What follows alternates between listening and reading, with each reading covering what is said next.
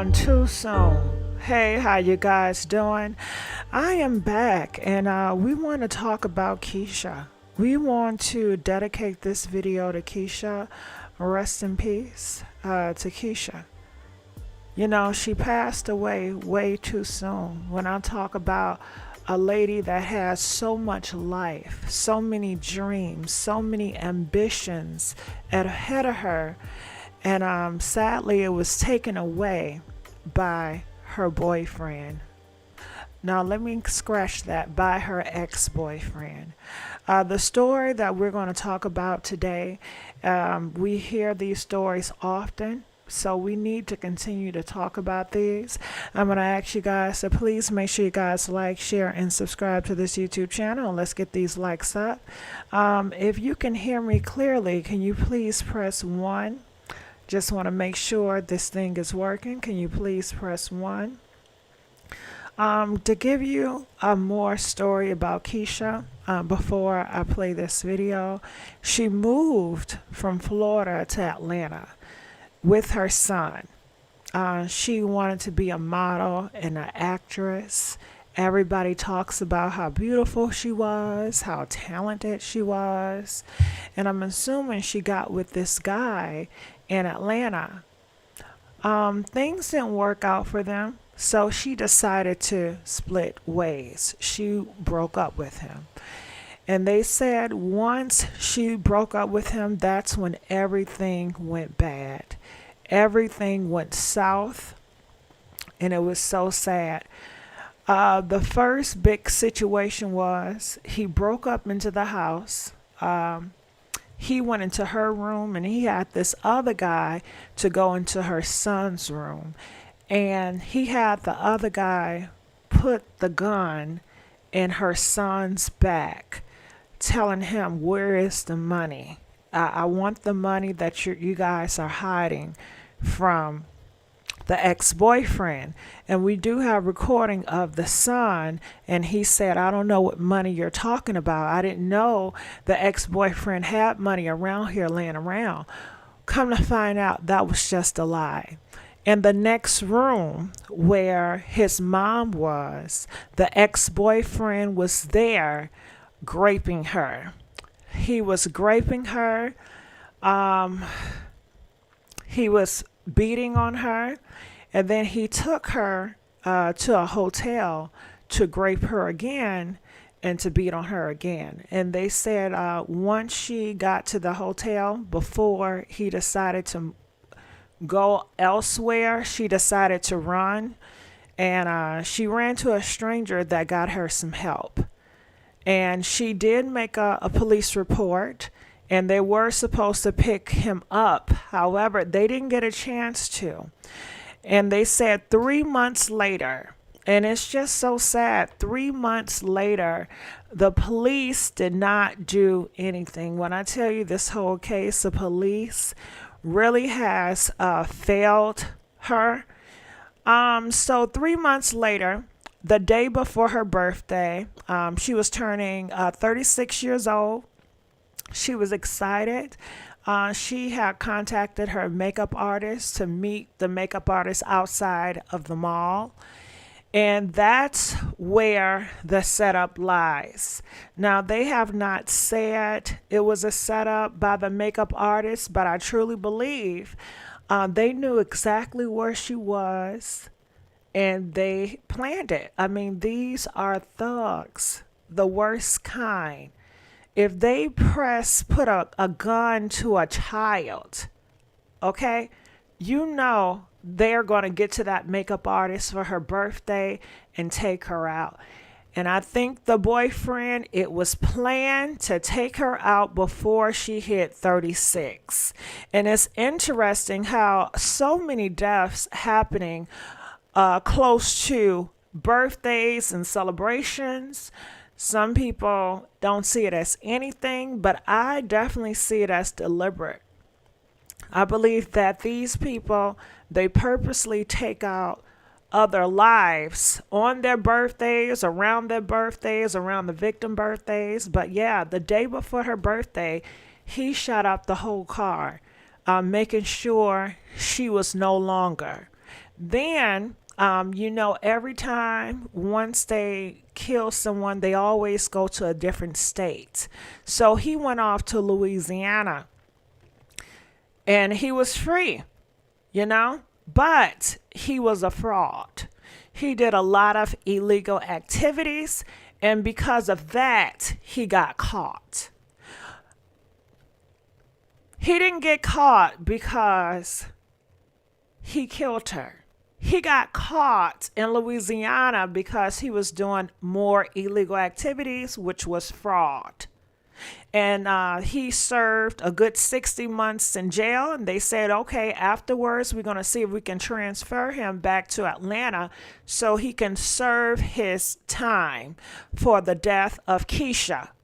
Well, that's what we all thought. Come to find out, the local district attorney got the dates mixed up, and the ex-boyfriend got an attorney, and the attorney said, well, since you guys had a lot of mix-up, he went to the judge and said, we want to dismiss this case and allow him to walk free. Yes, allow him to walk free, even though they all know that he did kill his ex-girlfriend. On top of that, the kidnapping, the raping, they know that. But because of a paper mix-up. So can you imagine the family hearing this, and it's possible that this man can walk free? So it took years. And after 6 years, after 6 years, Atlanta District Attorney apologized to the family, said we're going to do our best to try to make it up to you, and they take full accountability. The parents don't want, I don't want to yell. I'm sure the parents don't want to hear that crap. It's just horrible. So the judge decided to hold him accountable, and they're going to have a trial. Okay. Of course, I'm assuming he's pleading not guilty. So there's going to have a trial. And this story is a continuation. It has not ended yet. And we need all of you guys to make some changes with the system because it is failing so many people. The 3 months, they were supposed to find him, but they could not find him, which ended in her death. You know, the mishaps of the paperwork, so they couldn't charge him or have a trial for her death. It's all been a mess. So I urge you guys to please like this video. I urge you guys to please keep this story alive. I got this information from Twisted Crimes on YouTube. Shout out to them. I have the phone number up. The phone number is always available, so you guys can call in and weigh in. All right, so I would like to play this footage. Check this out. Keisha! We love you! Keisha! Keisha! We love you! Keisha! Oh, God! Her friends and family gathered for a vigil just days after her death, saying she was a kind and uplifting person.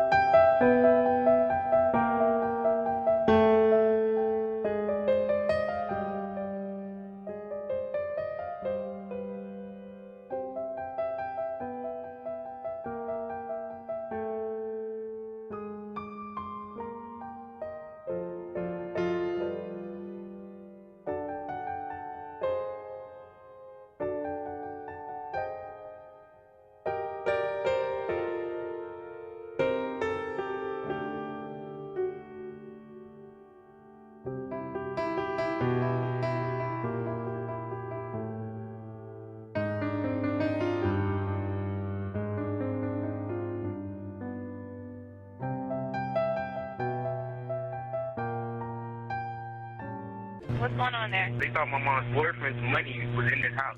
And they came through the door like super early in the morning. I know that because I woke up with one of them holding a gun to my face. They said if I call the police, when they get back, and the police is here, they're gonna probably kill my mom. And I kept telling him I don't know where the money is. And he constantly kept putting the gun into my back. They realized that the money wasn't at her house because it's his money, and they went downtown to get his money from his house. He was like, "Do you know he has over $500,000?" I was like, "Nah, I didn't know that. I know he does music, but I didn't know that." And he was like, "Yeah, that's the money we're looking for."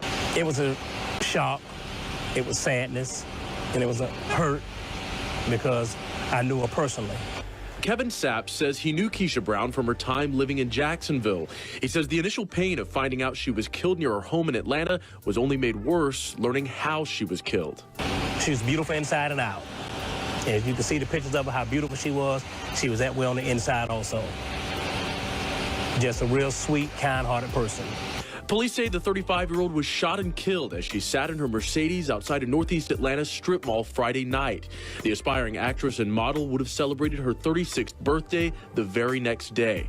Detectives are still working to find the person who shot her, along with a motive. Don't know why, because she was not that kind of person to make enemies.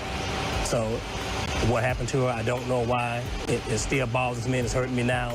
For Brown's family, the loss is all too familiar. Keisha's brother, Marlon Bryce, was killed in March during a shootout at Jacksonville's Silver Fox Gentlemen's Club. Sapp describes the legacy he says Brown leaves behind. Someone that you will always remember, that you'll never have something bad to say about when they're gone. When that person gone, you will remember that person the rest of your life. Ex-boyfriend labeled a person of interest in a Jacksonville woman's murder in Atlanta is in custody a year after the crime. Jokisha Brown was living in Atlanta trying to start a career as a model and an actress when police say she was murdered. Alfredo Capote is now in custody in Louisiana, charged with the armed robbery, false imprisonment, kidnapping, and aggravated sexual battery of 35-year-old Jokisha Brown this time last year. Investigators say Capote Brown in her Atlanta home with her son present, then kidnapped her, took her to a hotel where he again. The next day, police say she was able to escape and get help from a stranger. Just 3 months later, Brown was found murdered inside her Mercedes outside a beauty salon. Capote was named a person of interest in the murder. Brown was well known in her hometown of Jacksonville, graduating from Ribault High School. Now, Capote was arrested in Shreveport, Louisiana, on charges related to a counterfeiting scheme. He remains locked up on a $600,000 bond, and at this point, it's unclear when he will be extradited back to Atlanta to face charges in the Brown case. What's happening, Facebook? I am going live, as you can see, for the first time. Yes, this is my first time going. All right, so I just want to stop it there for 1 second, and feel free for you guys to call in and weigh in on this story, just so we can just take a look at it and talk about this a little bit more. She has so much full of life, you know, and getting in a relationship, and I'm looking in the comment section, and people are saying, you know, these men cannot take rejection. Because that was the whole motive. That's why he was upset, because she did not want to be with him. And I'm also seeing in the comment sections that people are saying they were a fan of hers. She was a great actress. She was in films. If you guys can call in and weigh in on this, because I've also seen people in the comment section say, hey, I knew her, I went to school with her. So I would like to open up the phone lines so you guys can speak. We would love to hear what you guys to say. And it's just heartbreaking, you know, how he set her up 3 months before he broke into her house. And to do that to her son and to her in the same room, what type of demon was this? And I'm sure he had records before, because he was a fraud. He was a scammer. He don't know anything about doing anything right or legit. And a lot of times these criminals, they don't have a moral compass. They don't have any standards. They don't have a care in the world, especially when they're, I guess people say he was in his feelings. He was hurt that she decided to break things off. And my God. And you think about the son, and I just hope that son is not holding himself accountable to what happened. Because as a young boy, feeling like you need to protect your mom when it's just you and your mom, and the guys tell you, you know, I'm going to kill your mom if you call the police, and he did call the police when she also went to the police. But you know, sometimes people can get in their mindset and say, well, maybe if I did not call the police, maybe they would have spared my mom. And I don't think that is the case. This man was a predator, and he wanted to hunt your mom no matter what, and you could not have done anything about it. You know, some men or boys will feel, man, I wish I could have did something. You know, I'm a whole man here, a whole boy, and my mom is getting raped in the next room, you know. So I just hope and I wonder, how is he taking everything? And feel free to call in. I'm looking in the comment section. They said, I'm so sick of these possessive ass weak niggas who can't take going their separate ways. We'll call in, let us know. A yes, threat of violence by means is there regardless. Even if you reject them in the streets, actually, dating them is worse. It's letting the devil in. Okay, well, it seemed like you guys are getting this message in the chat, but however, when we go into the real streets, why isn't that message coming across? Why is it you constantly see criminals and thug rappers in the black community constantly being praised? And we see this through social media. We see this through the rap industry. You know, they talk about criminal activities, and we see the girls lust after them and say, I want a man like that. I would love to date him. And they fight over him, and they have babies by these thugs and these criminals. So I'm going to answer some phone calls. Please feel free to please call in. This segment is definitely for you guys to call in, to weigh in. Calling from 843, you're live on the air. Oh, hi. Hey, how's it going? Hi. Good. I was listening to, I was watching the news the other day about Shaquille Robinson. They said I went on with the doctor. He the one that said she accidentally broke her neck.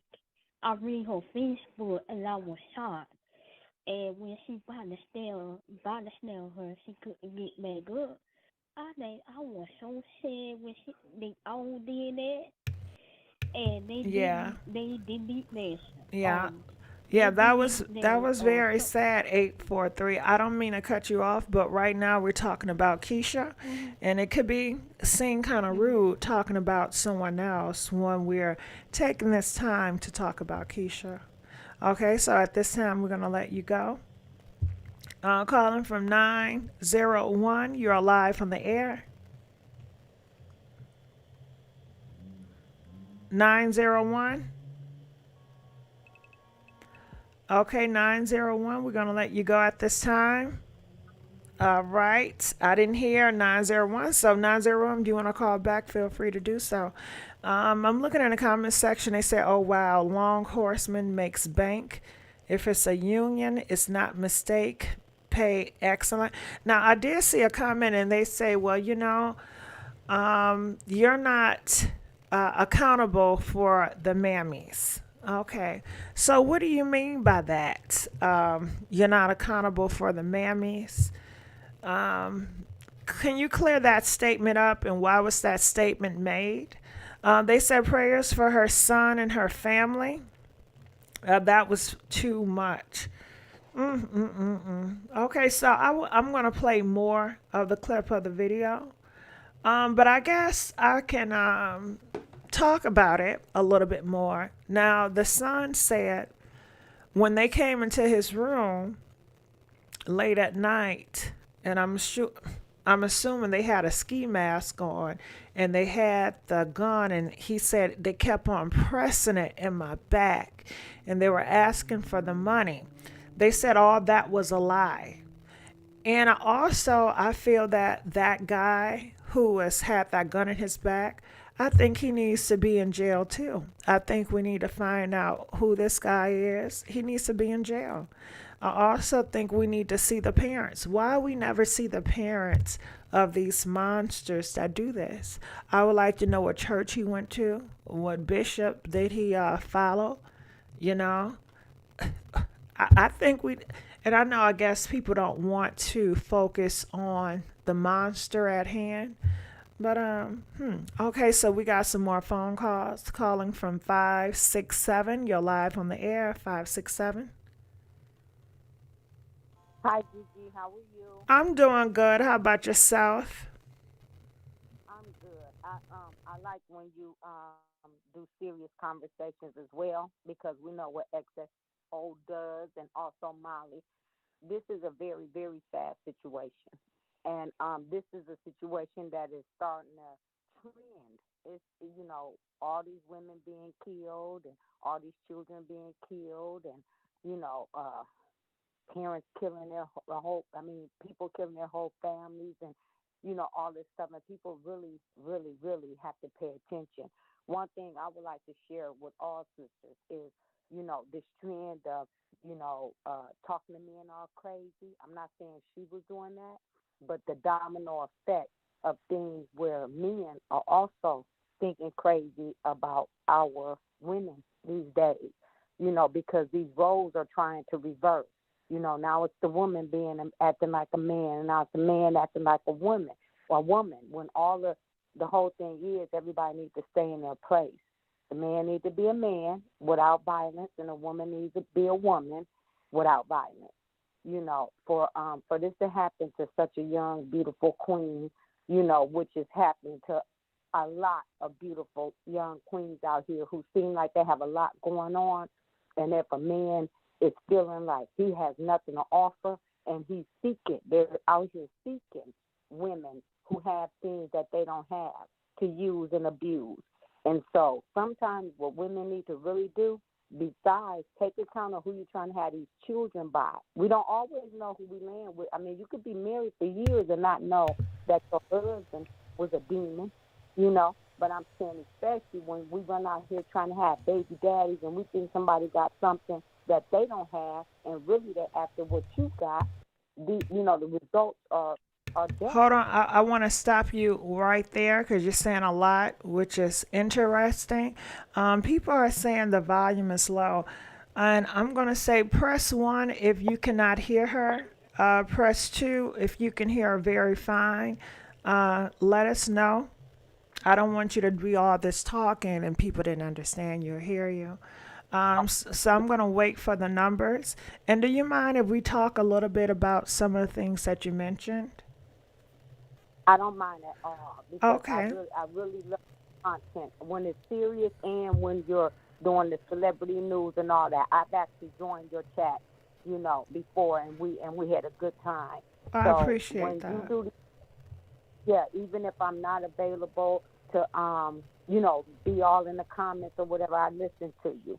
And so I hope that everybody can hear me a little bit better because it's really windy where I am in the Midwest and about to storm. So that's probably another interference. So you were saying you wanted to talk about some more things. My thing, we have to learn also, women as women. It's okay to be alone. Stop, and because you're not alone as long as you have God, first of all. And especially if you have children, you're really not alone because you should be focusing on your children, not these men and what they're doing and not doing, because it takes two to tango. And if we laid there and we had our children, and if the man leaves, it's okay for us to take care of them. One thing we can never be is a man. We know that. I have 2 girls. I have 2 boys. I've been married twice. I had my oldest by one marriage. I had my 3 by my second marriage for 9 years, and I was married to a narcissist. And believe me, even till this day, I have to watch my back. Even though he's remarried, he still comes for me and the children. It's very serious out here because that's narcissistic behavior. And it's not all about he couldn't let go of her. No, it seems he was very jealous on top of the fact that he felt in his heart he couldn't achieve the things that she was achieving, you know. But that was his own personal demon. It had nothing to do with her. But unfortunately, she was taken for a reason that everybody needs to look at. When these things happen, we have to all look at what is the reason behind it, and we have to start checking the people that we choose to lay up with, fornicate with, talk to, and invite into our lives, because we are living in very, very dangerous times. This is Quincy Lola. All right. Well, thank you so much for chiming in. We appreciate that. We're going to let you go at this time, 567. All right. At this time, I'm asking you guys to call in. Did you guys hear everything that she said? Comment, let me know. Press. Now I feel like I need to talk loud. Is my volume good? If you can hear me very well, press 5. If I need to turn my volume up, press 10. Let me know how you guys hearing. Okay. All right. So we do have some more callers. I'm asking everybody to call in. We love to have conversations, go back and forth respectfully. I ask everyone to please like this video. We're begging for likes. Okay. Okay, you guys can hear me great. I don't need to turn my volume up. Okay, that's awesome. Okay. All right. So just to piggyback on what she said, and I would love to have a conversation with her, but she gave so much. And, you know, some people just want to talk and vent, and I get that. So I try my best not to interrupt and just sometimes give my opinion after the caller is finished. So she stated that, you know, some women need to watch their mouth. Some girls, it's just talking to these men any type of way that will cause a man to beat on a girl, hit a girl, kill a girl. And how do you guys feel about that? I feel that no matter what she says, she has a freedom of speech. We all do. And despite what she says, you as a man, since we want to be so, okay, man, and you need to act like a man, you're a woman, you need to act like a woman. As a man, traditionally, you're not emotional. You're not getting to the point you're so angry. But then again, maybe so. I don't know. And the reason why I say I don't know, because we hear all these things. We hear, okay, a man don't get emotional. But that's a lie. They get very emotional. And they say traditionally, a man is not going to get overly emotional. But when we look in history, a lot of these men in the back in the day, they got very emotional. They got very angry. They beat on their women. They killed their women. It's the same as today. The only difference is we have social media, so we're constantly talking about it and we shame it. Back in those days, it was normalized. It was not shamed. Actually, it was legal. Did you guys know domestic violence was legal in 1990, 1991, 1992? It wasn't until 1993 where they passed the act where domestic violence was illegal. So... You know, people just say a lot, and you hear all these sayings, and most of the sayings is just false. So I'm looking in the comment section. Women get that way too sometimes. I think for me, I just have no room for violence, no matter what a person says, male or females. It should not result to a way you come out with violence. And I think part of that is being taught to discipline yourself, taught to self-discipline yourself, to be restrained. And that takes strong will. And you would think a man, he represents strength, strong. So he has the willpower and the discipline to restrain his power, because he know his physical power is unmatched when it comes to any female, well, most likely. So why would he take it there to physically harm someone that he knows that, you know, they're no match for him? Some people would say that's a coward. A coward goes around to fight others he knows he can beat. It's no competition, it's no challenge. So by a lot of definition, it would seem as a coward to hit on any female, no matter what she says. And it would seem as weak and a coward to be so emotional where you have to lash out, because you cannot contain your emotions as a male. So it's just interesting to see different perspectives. And what do you guys think about what I just said? Comment, let us know. I know what I just said was a mouthful.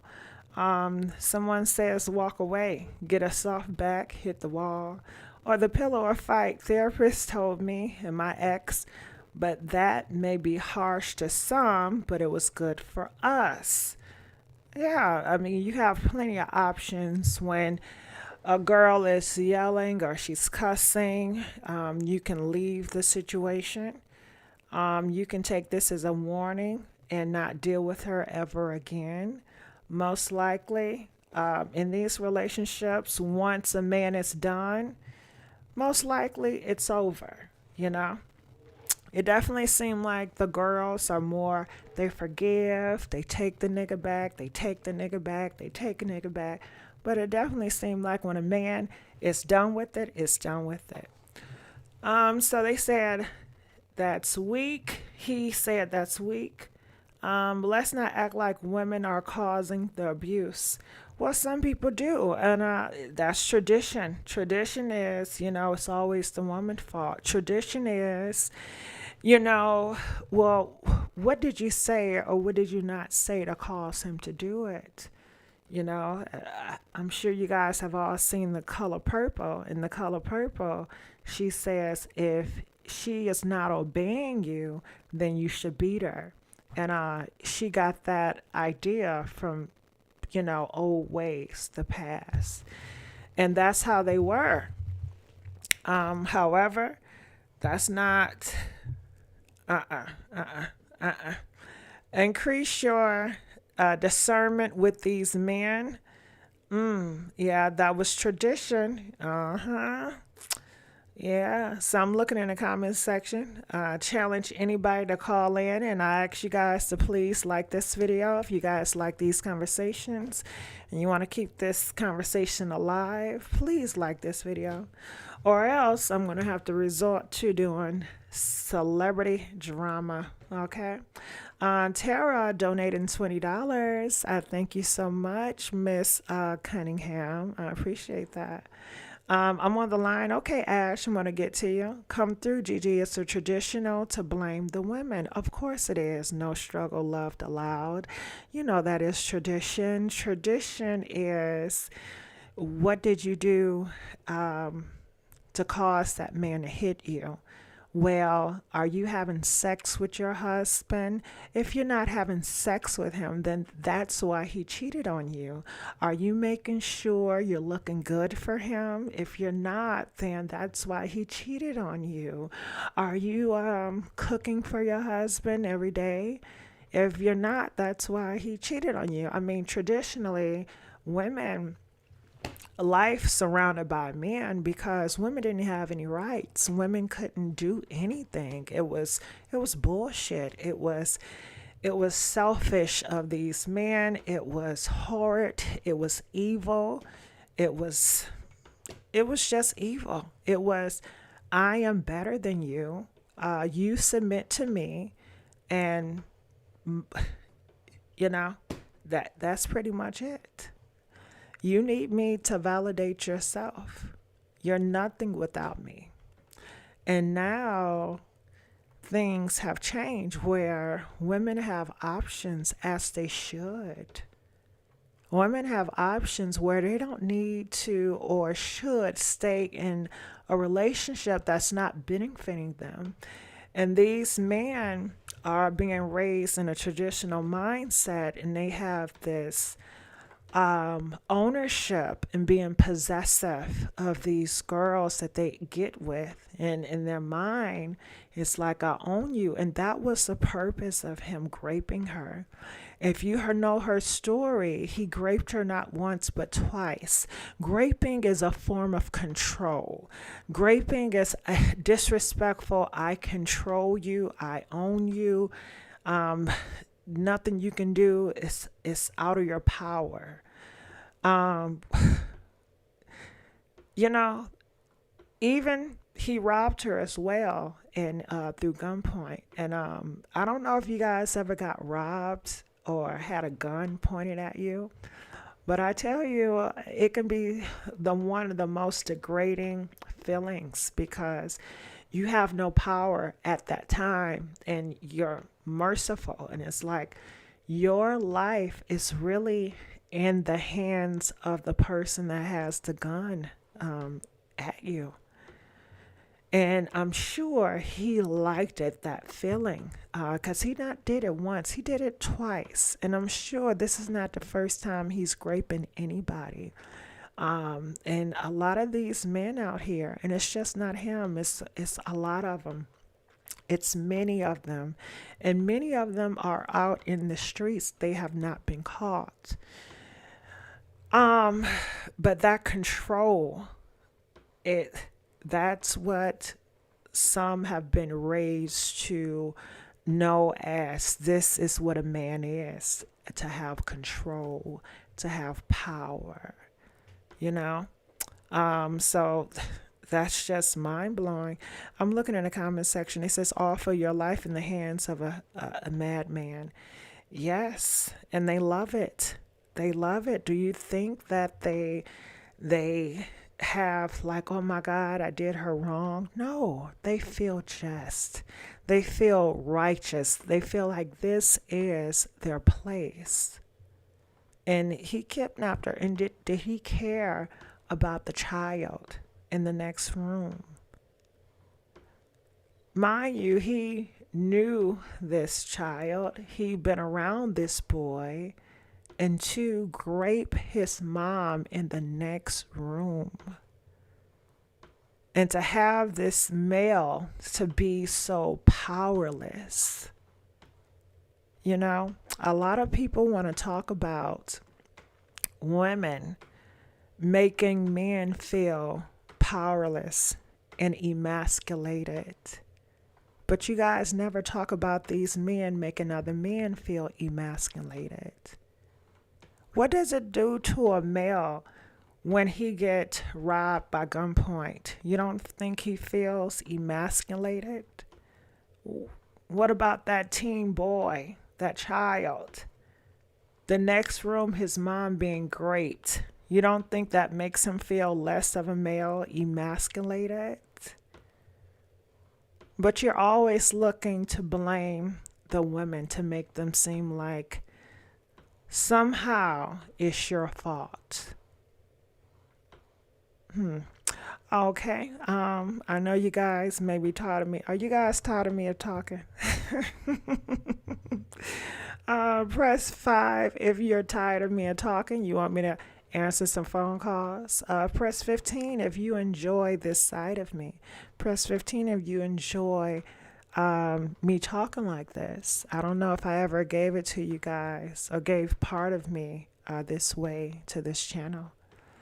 So I'll just like to know. So I'm going to go to the next caller. Calling from 901. You're live on the air. 901. Okay, is this me? All right, yes, it's me? you. Hey, how you doing, babe? How you doing? I'm doing good. How Look, about yourself? Go ahead. I'm okay. Let me tell you something. I really enjoy, and I'm a subscriber. As you, first of all, I subscribed to you last night because I saw, not to go back. I get it. and I'm not gonna say it, but not to go back. But Well, thank you. subscribe. Right, I subscribe. I got it. Because Uh-huh. this needs to be covered. I enjoy you. You know what I'm saying? I really do. I enjoy your voice. You know what I'm saying? All that. When I was listening to you and you said about the what was it? It was come on, help me out. It was I lost you for 1 second, but you said the men. You know what I'm saying? The men. Okay, I get that. Now, how does it work when women think that they are men? Because I don't agree with that. Okay. So can you elaborate? Because we can take that in so many ways. Can you elaborate? So I right. So I've never, so like when women, like, okay, it's like, okay, first of all, I don't even agree with I'm just going to, go ahead and throw myself out the window. I don't agree with okay, all right. Let's just say that I had a child, right? And my child says, okay, well, I'm a boy or a girl, you know what I'm saying? Even though they're not, you know what I'm saying? That's what I'm trying to, like, get it. I don't. Got it. So your thing is transgender situations? Is that what you're heading to? Okay, well, I'm going to ask you this. How does this fit in the story with Keisha? Oh, shit. Keisha was not with a transgender male. Keisha is not a transgender female. So how does this go to the story? You know, we're taking time to talk about how women are being killed by their boyfriends and sometimes their girlfriends, but their boyfriend or their husband. You know what? And you're talking about you're right. somebody's gender identity. You know what? Okay. I've never known somebody gender identity to kill black women. Scratch it. I'm wrong. Okay. Scratch it. Okay, I realize what we're talking about now. Scratch it. Okay, I get it. No, I don't understand it. What? Okay. Hello? Yes, I'm here. No, Yeah. I'm just. Do you want to collect your I'm thoughts and we can come back? Is that okay? You want to put me on hold? Yeah, collect your thoughts and come back and let's talk about Keisha in this situation with her boyfriend, ex-boyfriend killing her. Shit. That okay. All right. Okay. Forgive me. It's okay. Forgive me. Put me on hold. Yes, ma'am. Please. All right. How's everybody going in the chat? We apologize for that. So make sure you guys like, share, and subscribe to this YouTube channel, Gossip Girl XOXO. Now, I don't know. We were talking, and the other caller mentioned how women want to be men or act like men in the relationship. Now, I will point out, this have nothing to do with transgenders. This have nothing to do with one person does not identify as the way they were born. It has everything to do with the concept of, traditional roles in relationships, meaning that you are taking on a feminine energy and people want to place you in a box. People want to say, if you are a feminine energy, if you are the girl in this relationship, then you should be submissive, you should be obedient, you should allow your husband to lead, you shouldn't yell at him, you should watch your tone, you should watch how you dress. They want to critique so much. So I don't know if people getting confused with gender identity, which is totally something different, you know? All right, so let's go on to the next caller, calling from 631. You're alive on the air, 631. Hi. Hey, how you Hi, doing? Gigi. How you doing? I'm doing doing good. How are you? good. Good. Well, first I want to say thank you for, having this topic, and I want to say rest in peace to Keisha, and to say thank you for all that you brought, when she was here. She was very passionate about what she was doing, and so thank you for that, Keisha, and may you rest in peace. Want to pay that respect to the Queen. And I want to talk about two things you mentioned. So one thing that you mentioned, Gigi, was the parents of the predator. So that's one. And the other is how these type of men come in the state of mind they come with from the beginning. So let me touch on that first. So first of all, they're always in predator mode from the beginning. You don't just decide one day to touch children. Something was in you. So it's always in them. But what they're doing is they're just peeping out the scene. What does she have? How is she getting what she has? Is there a father around? Is there someone to say, hey, that's my daughter? You see what I'm saying? Some people don't have all that. So you have to have a whole lot of protection, seen and unseen, literally. So they're in predator mode. It ain't about, oh, you didn't talk soft enough, or you didn't fry the chicken right, and that it wouldn't matter if she was a 5-star cardon blue chef. Yes. It wouldn't have mattered if she dressed to the nines every day. It wouldn't have mattered if she, had a Coca-Cola shape. Yes. It wouldn't have mattered if all her hair was real, or she had a wig on, or some glue edges. It wouldn't have mattered. It wouldn't have mattered if she went to church 5 days a week. It wouldn't have mattered if she didn't have no children.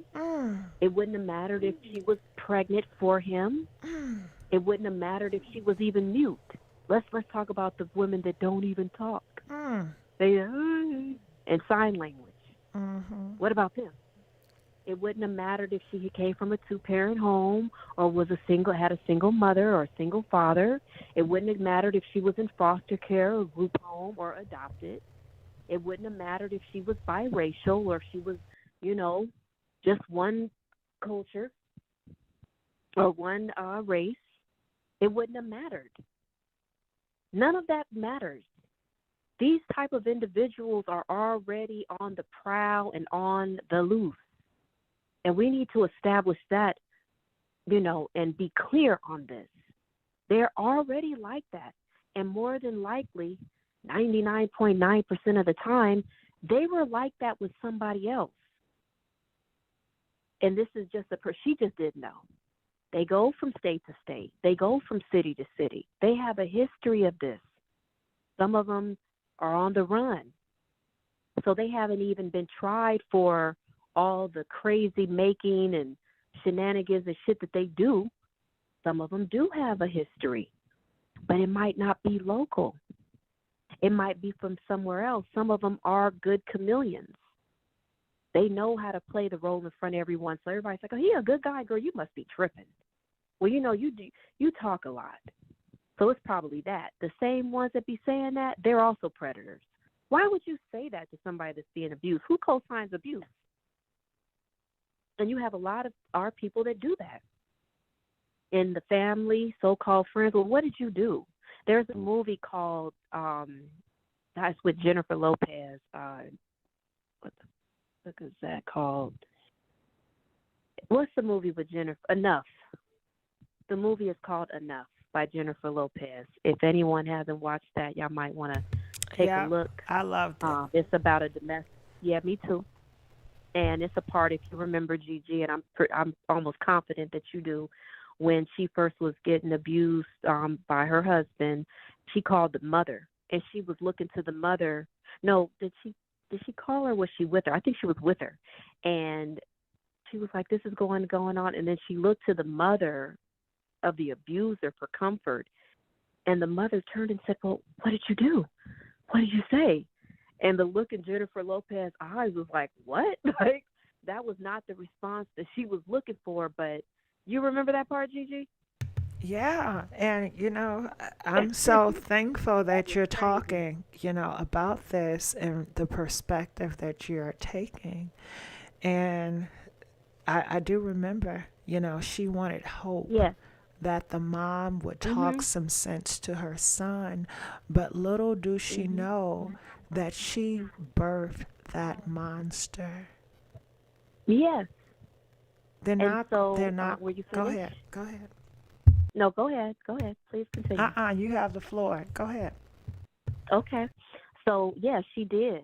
And he did it before. She was aware of it, and she probably experienced it. Oh, excuse me. She probably experienced it with her husband. That's why her rebuttal was, well, what did you do? What did she say? Because people only give you what they have. So for some people come from generations where that's how it is. Well, you need to shut your mouth. Just long as he bring the check, you just need to keep the house clean and, rub his back and do this and do. It's some people that have that mentality from wherever they're from on the globe. Yeah, and can I add to that, yeah, please? Please. Okay. Possibly, most likely, the father was the same way, but the mom condoned it by not disciplining the son to say this is not how you treat women. The mom condoned it by continuing to be in that relationship, allowing her son to witness the father continue to beat her, verbally abuse her. That is all teaching. He's being taught and soaked. Okay. I want to say something to that. Go ahead. So what I want to say is you are correct. And a lot of times women that go through that from whatever generation, tax bracket, whatever it is, they are also under all type of forms of abuse that can even affect the brain. So sometimes you'll have some women and it's like, oh, I know her. She would never go for that. But then they find themselves caught up and trapped because it's not just the predator in predator mode. Sometimes they come with some other shit, like some spiritual. It might be somebody in their family. Let me break something down to y'all how wicked this shit is. It's so bad that now I want to kind of enter in with this whole family dynamic of how they know and don't say nothing. And, I just want to give you another perspective real quick. Sometimes you have some family members, whether it's the auntie, the sister, even the mother, even the grandmother, right? Just how sinister it is. Some of them practice different kind of stuff. They'll know that this nigga ain't no good.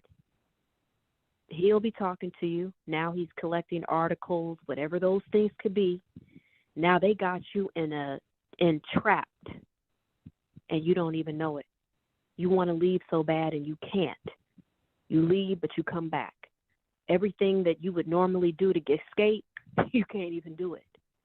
We're not even talking about if they bring their little children around, the children of the corn. I'm going to get into that another time. But, yeah, the children be demonic, too. They bring their negative forces. Do you know scientifically they prove that when someone comes in your house or someone's depressed, that the depression sits in the corners of your home? That's why some people, they put salt in the corner or they cleanse their house a certain way. That's why it be sitting in the house. So it's not just the physical aspect of, okay, he's happy, I'm happy, he's fed, he got a bath. He has everything that with the makings and the trimmings of a good woman, a good wife. But he's still fucking crazy. Well, why is that? Right? You mean because her tone wasn't low enough? She wasn't soft-spoken enough? No, they're already demonically possessed. Sometimes with legions in there. Legions. Then the mother is on. She on one too. Then some of the children, they get it. They don't want to. And now they're all around. And they say, wow, I wonder why the woman is just sitting there and going through it. Shouldn't she leave? She's such a professional. She's not professional enough to think to get out of this. They'd be trapped. They're festering over them.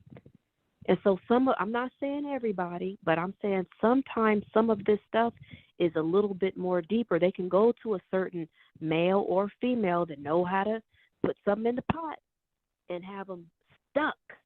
It's some women out there. The mothers want daughters to get a husband, and they do what they do, and then they have a husband, and when you look at him, he look like the movie Get Out. He's sitting by the door with his head cocked to the side, and he's stuck. And you could look at him and tell, like, he's stuck like fuck, but it's nothing he could do. And then the woman is saying, I got a good husband. Yeah, we know because your mama duped his ass. And we know. I could tell.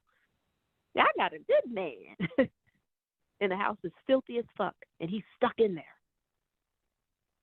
So why is that? Why is it the women with the filthy houses keep a man and the women with the clean ones can't hold one sometimes? What's that about? Why do they love filth? It's some men, the woman is clean, and the man say something about, why your house so clean? Why is so clean? When you meet a man like that, you better get rid of him fast. Because anybody who enjoys filth, and then they want to make it an issue that you're clean, there's something wrong with this. Now, we all know what the Bible say, cleanliness is next to godliness. These are unclean spirits coming through. And the parents will not tell you. They know what time it is with their sons. Some of them wish they never even gave birth to them. But children come through women, not from them. That's why you have some people that's born with no soul.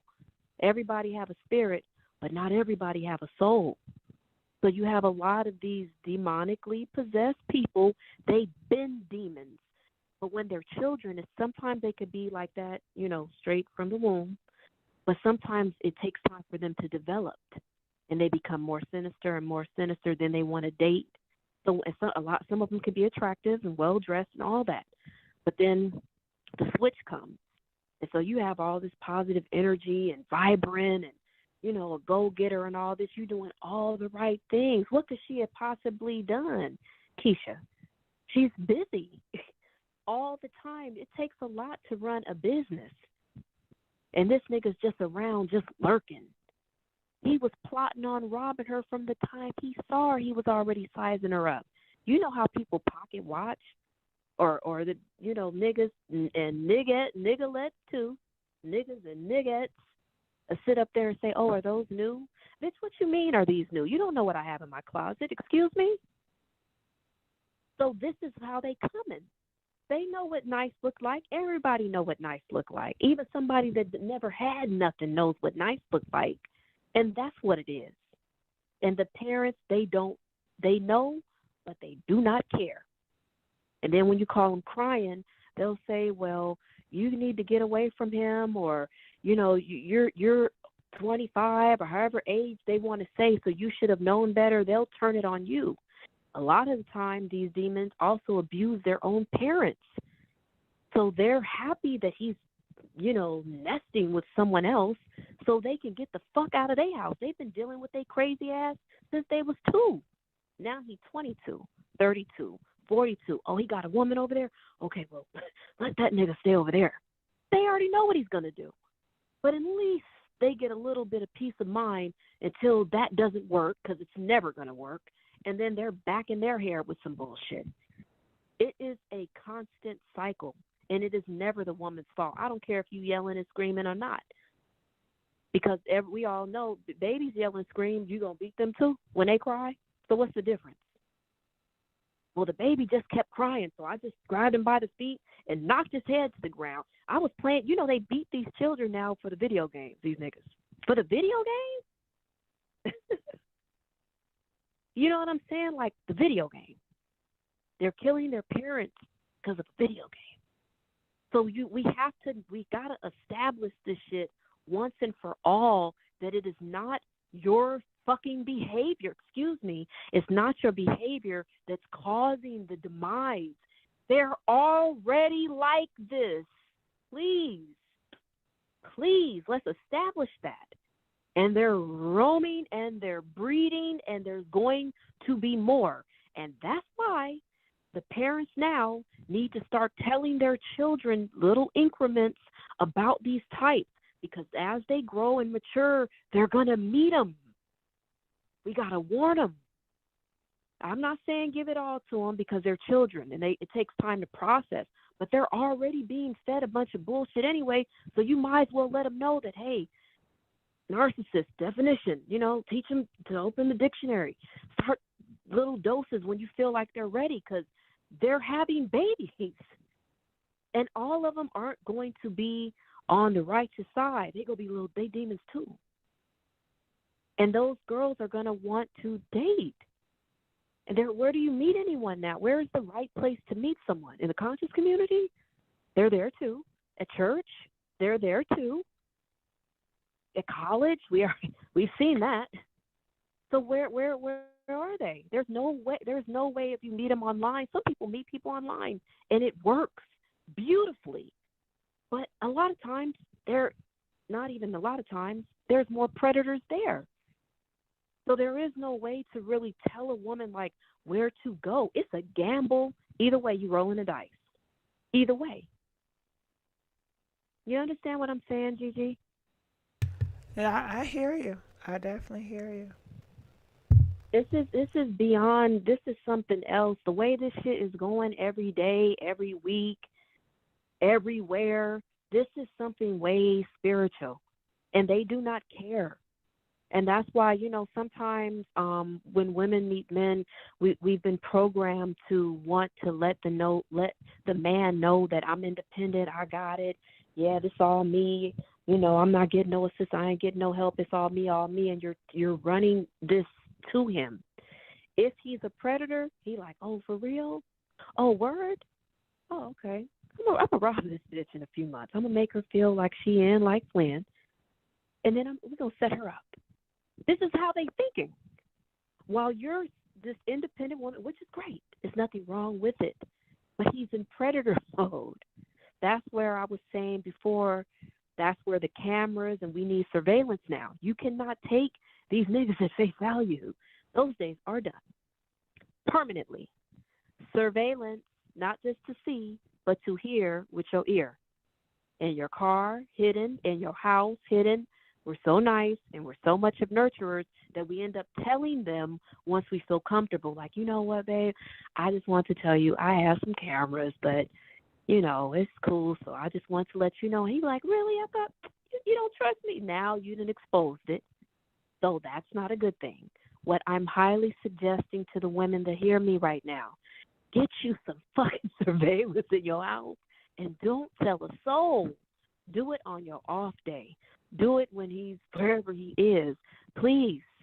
You need to know, because I'm telling you, it's a lot of things that they do and say that had you would have known the what's up, it could have avoided it. I'm not saying, right now it could be a life or death situation, but it's best that we work like that. So at least you can know really who you're dealing with, because people in your face, they're going to be who they're going to be. But if you really want to know who a person is, who are they behind your back? What do you say about me when I'm not around? That's how they really feel about you. So we need to protect ourselves on all fronts. You can never lack. Unfortunately, there's nothing you could do good enough to make a demon not be a demon. And I'm going to leave it at that. Okay. Before you go, can I yes, please, question you just for 1 second? Yes. I'm in no rush and no hurry. Okay. Well, a previous caller, and not just her, but some other women have been saying this. They say that women in relationships are becoming too masculine. What do you have to say about that? Okay, I do have something to say about that, and thank you. What's happening is, my perspective on it is that women were women, like this whole feminine thing, and they were in their rightful place at one time because there were men that were men. So there were roles that were played. you know, a lot of times when I hear women ask other women, "Oh, how many kids you have, or how many children you have?" Nobody asks, "Do you have a husband?" or "How's your family?" They just off top, "How many kids you have?" because we just assume you must be a single mom. It didn't used to go like that. That's number one. Number two, now we're speaking for the Black community and what's going on. So let's establish that. There are so many Black men in prison. There are so many Black men that are dead. There are so many Black men that have made a decision to, you know, go another route, which that's their business. I'm not judging nobody. With that being said and done, the women now, and there's so many men on drugs. There's so many men that's out their mind, mentally ill, demonically possessed, and the whole 9 yards. It's so prevalent. So, you know, with the prison, so we got all of that on the table. Now, then we have the men that don't really have an interest in women. But because society says you should be one, or their family says, you know, you a pastor's child, you need to be with you, a woman, but they really want to be with a man, they'll go ahead and just be with a woman just for the look. But in reality, they want to be a man, and that's their business. So now let's get to the topic of that. The women have to now play all these roles. We'll take the single mom. She's single. If in this high-ass rent, now she may have to work 2 or 3 jobs if she don't have real one good solid one, or she might have to have some side, you know, to side income to supplement what she gets on her 9 to 5. So there's no time. She has no help. She may not have the strong family structure of aunties and grandmamas or big mamas or however it go, a supportive uncle that's not going to molest her daughter. You know, everybody don't come from a family where everybody's righteous. Some of the people in the family are predators. So you can't even say, well, you know, go over there with your uncle so-and-so, or shit, not even a man, even the woman could get down like that and be in predator mode. So she's all by herself for the ones that are, right? So now, yes, she's playing all these roles. She don't have time to be, you know, all the way feminine. Now, some women can. They're able to manage their time somehow, some way. I don't know every woman's circumstances, but collectively, that's what's going on. They have to take on, then they got to get guns, sometimes a few. So now they're in, you know, combat. Because there's so much craziness, I have to protect my home. I have the right to bear arms, so I need some pistols. So if a nigga do decide to get loose, I'm going to loose these bullets in his ass. Yeah. Now, so then it's, oh, girl, you got a gun? You masculine. Well, I don't have a big old nigga here to protect me, so I got to protect myself. If somebody come in the house, there's no man to say, hey, you in my house. So then I'm the man now. That's what they say. Go ahead. Now, do Black women have that space to be more masculine if they choose to be? Or, you know, I don't even like to use the word masculine because that is just what the enemy put on to try to put her in a box to make her more submissive. Sure. It's just an Right. insult. You know, it's not actual facts. It's just an insult. And where does it all play? I know plenty of girls that they want to be in the feminine box. They want to have the husband. And they get with these men, and they do have a husband. But they want a divorce. And the reason is because so many are getting with men just to be in the feminine box, not being with the man that they really appreciate, honor, and this is a lifetime that I want. People are rushing in relationships in order to say, I have a husband. You know, I'm going. Okay, you want to chime in now? Yes, I would love Go to. ahead. So one of the things that came into my mind when you were saying that, the wanting to be married and wanting to have a husband and wanting to be in the feminine box, is two things. One is the Beyonce Jay-Z narrative. I hear so much, and I'm sure a lot of yourself and the listeners have, hear people say, we the next Jay-Z and Beyonce. Yeah, me and my nigga, we the next RV and Moneybag. Everyone has these relationship goals, and that's all good and great. But Beyonce and Jay-Z are already who they are. Ari and Moneybag, they are already who they are. Relationships and marriages take work, whatever tax bracket you're in. Be the best you, and he be the best him. We are programmed from little girls, from babies, to play house, have an easy oven, have the tea, have the pink, have, blue and the pink. It's a program. We see these relationships, Whitney, Bobby, Usher, Chili, Beyonce, Jay-Z, this one and that one. It's program. Then we're not even taking away the fact that it's ageism comes to play. Girl, you 25, you ain't got no husband. Girl, you 40 and you still single. Girl, you better hurry up and get married. Your eggs is what. So it's like, if you get there, and sometimes if you get married, relatively whatever people consider young, then they say, why are you married? You only 19. Well, I thought that's what I was supposed to do. I don't want to fornicate. I was raised in the church, and they say it's better to get married than to burn and fornicate. So that's where the rush comes in. And sometimes women can voluntarily jump into a relationship, not knowing the nigga crazy, just for the fact of the programming and the pressure that I need to get married because I'm almost such and such age, so I need to hurry up. And just bypass the whole process because it's time. Or it could be the alchemical process in our bodies that says, okay, you need to nest.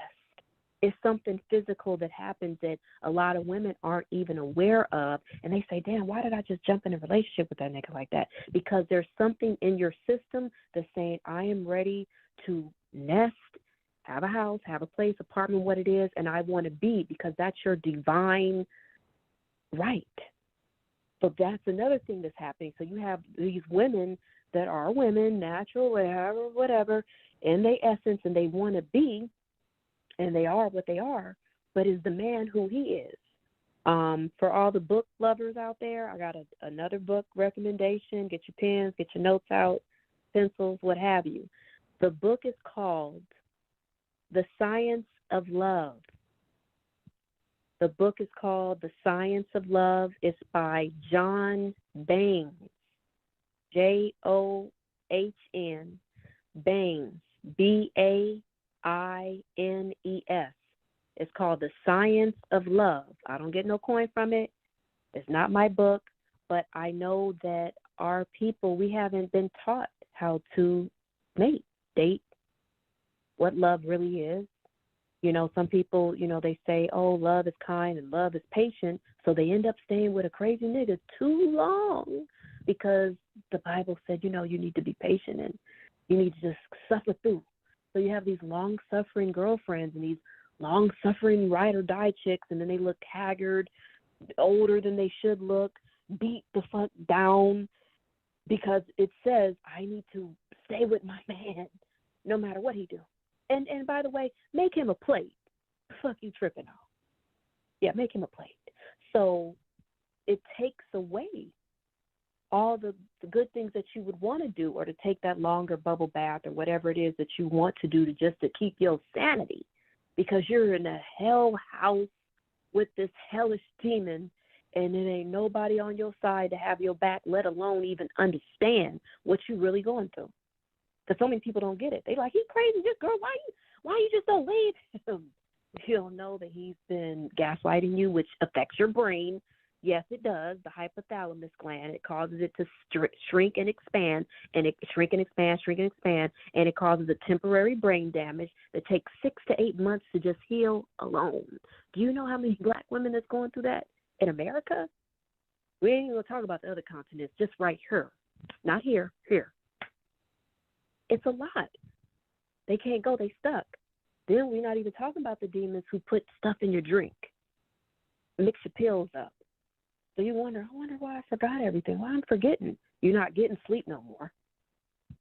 So it's a lot. And so, yes, women do want to be who they are, however they identify as. But when you're in the midst of someone who just won't let you be, it makes it more complicated. And the pickings is slim, real slim for every age group.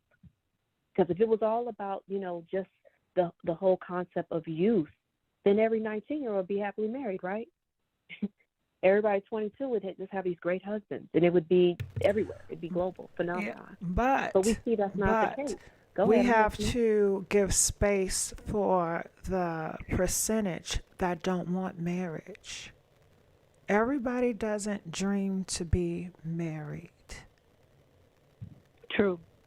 So we but have they do want some companionship and some dick at some point. I mean, I feel like you're right. Some people don't want it for whatever their reason, and it's okay. It's okay. But there are people, they want sex. They want someone to hold them. They want to go to the movies. They want to go to a concert. They want to be able to talk to somebody, whoever they decide to lay down with at some point. And then you have some people that don't want anything at all. I see a lot of women in the comments say, oh, hearing these stories, being single feels so good. That's sad. Now it's to the point women don't even want to bother with companionship anymore because it's so dangerous. It's not supposed to be like that. That's when now we'll see what this will turn into later on, where it's like, okay, for so long this person just said, fuck it, now I'm all for taking a hiatus. But damn, women are giving up. And then they say, the men, they're going elsewhere.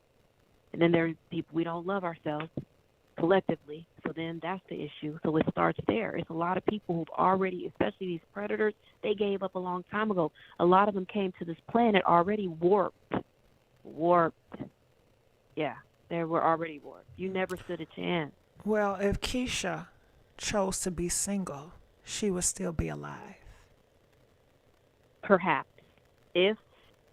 Yes, I mean, I would, if for Keisha this scenario, if she wasn't with him. chose to be single, and many women out here that been killed by their husband, hunted down by their husband, they would still be alive. Yeah. And that's why the some boyfriend people do decide when they get in. Had a target. Nobody else. She was a sweet girl. It was the man. Yeah. The predator. Yes. And that's the thing is, okay, so could you die by, people, like you say, get robbed, or somebody, you become a casualty some way, somehow? Yes. But a lot of times when you just avoid that's why you hear some artists, we'll just say artists, for example, they don't date while, for a time of their career where they just like, I'm just doing shows, I'm in the studio, I'm just getting my money on, I don't even want to be bothered. Then after a while, when they do all that, now it's like, okay, well, you know what? I got my money on, I'm up, I got my house, I'm situated, now I want to date. Then you start hearing all the stories how this relationship didn't work, that relationship didn't work, this one didn't work. It's just a constant. Now, every now and then, sometimes they work. It's rare, but it happens. That's why people do it. A lot of times, even managers would be like, managers, and that wasn't me, that was somebody else in the background before anybody make a comment. But sometimes you'll hear managers ask their artists, like, don't date and you need to focus right now. And that's why, because it can get complicated, and usually it does. So just imagine for anything that you need to solely focus on, a business or being a student.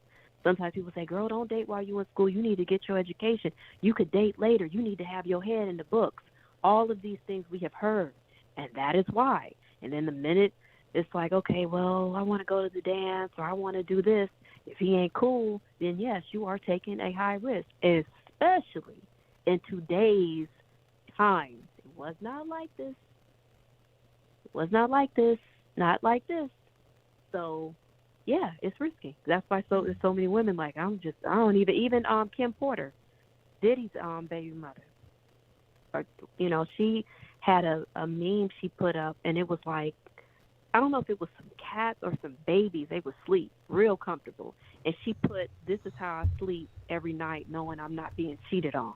So I don't know if that was a little, shade to Cassie or whomever he was cheating on at the time. But Kim Porter felt like I ain't got a dog in that fight. I'm over here sleeping good, knowing that I'm not being cheated on, and that is the feeling of singles. You don't have to worry. Is he going to call? Is he cheating? Who is he texting? Why he use my phone? Is he going to cash out? Somebody just said somebody asked to use their phone, a woman. A man was like, "Oh, how you doing? You looking good. You single, whatever. Can I use your phone real quick?" She's just being kind and considerate. She let him use the phone. He done jumped in her Cash App and cash apped himself $1,000. You see how we have to have our minds focused on every front? You can't even let a nigga use your phone no more. She didn't know who he was. She got a little picture of him, but, for all it's worth, he got the money. So it's like now we have to have our mind. You can't even take a cab or a Lyft or an Uber without wondering, like, damn, is this person go lock the doors on me? Like, you have to think like that now. If you go get in one, sometimes you can see the picture and they look crazy as fuck, so you like, you know what, I think I'll try another driver. Yes, you better. So it's the mind is constantly in a state of survival and oh my God. So it's like, then you want to be feminine. That's a lot. We're in war. We're in warfare. Literally, on every front, we're being killed. The children is being killed. They don't care. No one's doing anything. Like, there should be a law right now. There should be a registry like they have Megan's Law of just domestic violence people, so we can go and see. Let's look the nigga up and see, oh, he on the list? Okay, and then we should have a caveat warning. If you see this nigga on this list, it means that he could do this, this, this. You can end up homeless, beat, dead. It happened to 1,000 black women in America. Well, do you want to really date this nigga on this list? That's what we need to do. 631. It's already a list.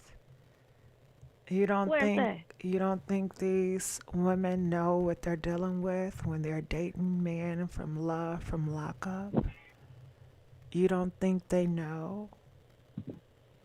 You don't think they heard how Ray was beating on Keisha? You don't think they know? In the hood, I think sometimes they do. They talk in the hood.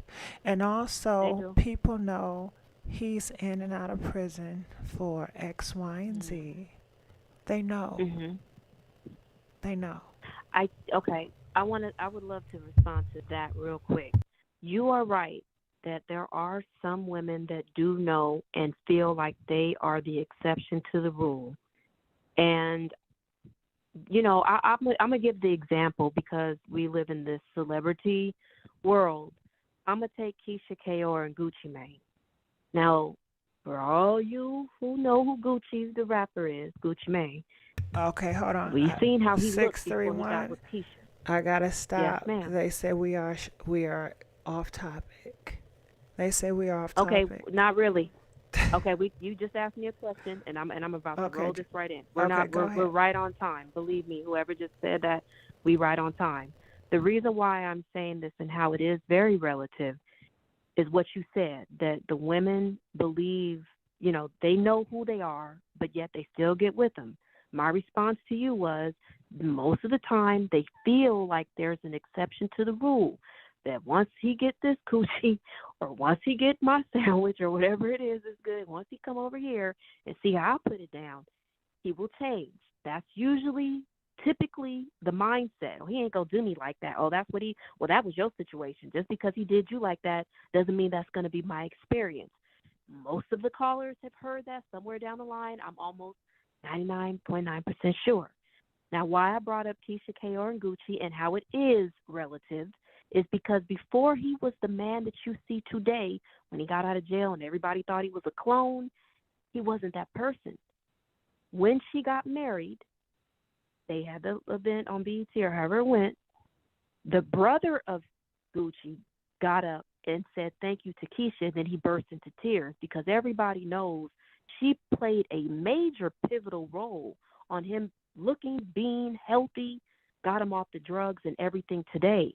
So the reason why I brought that up as an example is because there are a lot of black men that take on that nurtured nature mentality was, I'm going to get him back right. I'm going to help, he'll be better with me. I'll help him. And then when it goes left, then it's like, girl, you were tripping, but what if it didn't go left? What if he did become a better man? They say it takes a strong black woman, right? So that's where, to whoever said we're getting off topic, that's what it was. You can't be too strong or you'll be seen as masculine. That's what I'm saying. But you have a lot of women that want to take on the role of that. Hold on, I was being catty. I was being catty when I said that. Round. Yeah, round. Yeah, because like I said, I see it, an insult, calling women that is protecting themselves, calling women that are independent an insult. Mm-hmm. And you just want to conform them into this box when they should be able to have their space. Every woman is not the same. Every woman doesn't have the same principles, morals, values, dreams, ambitions. Understanding.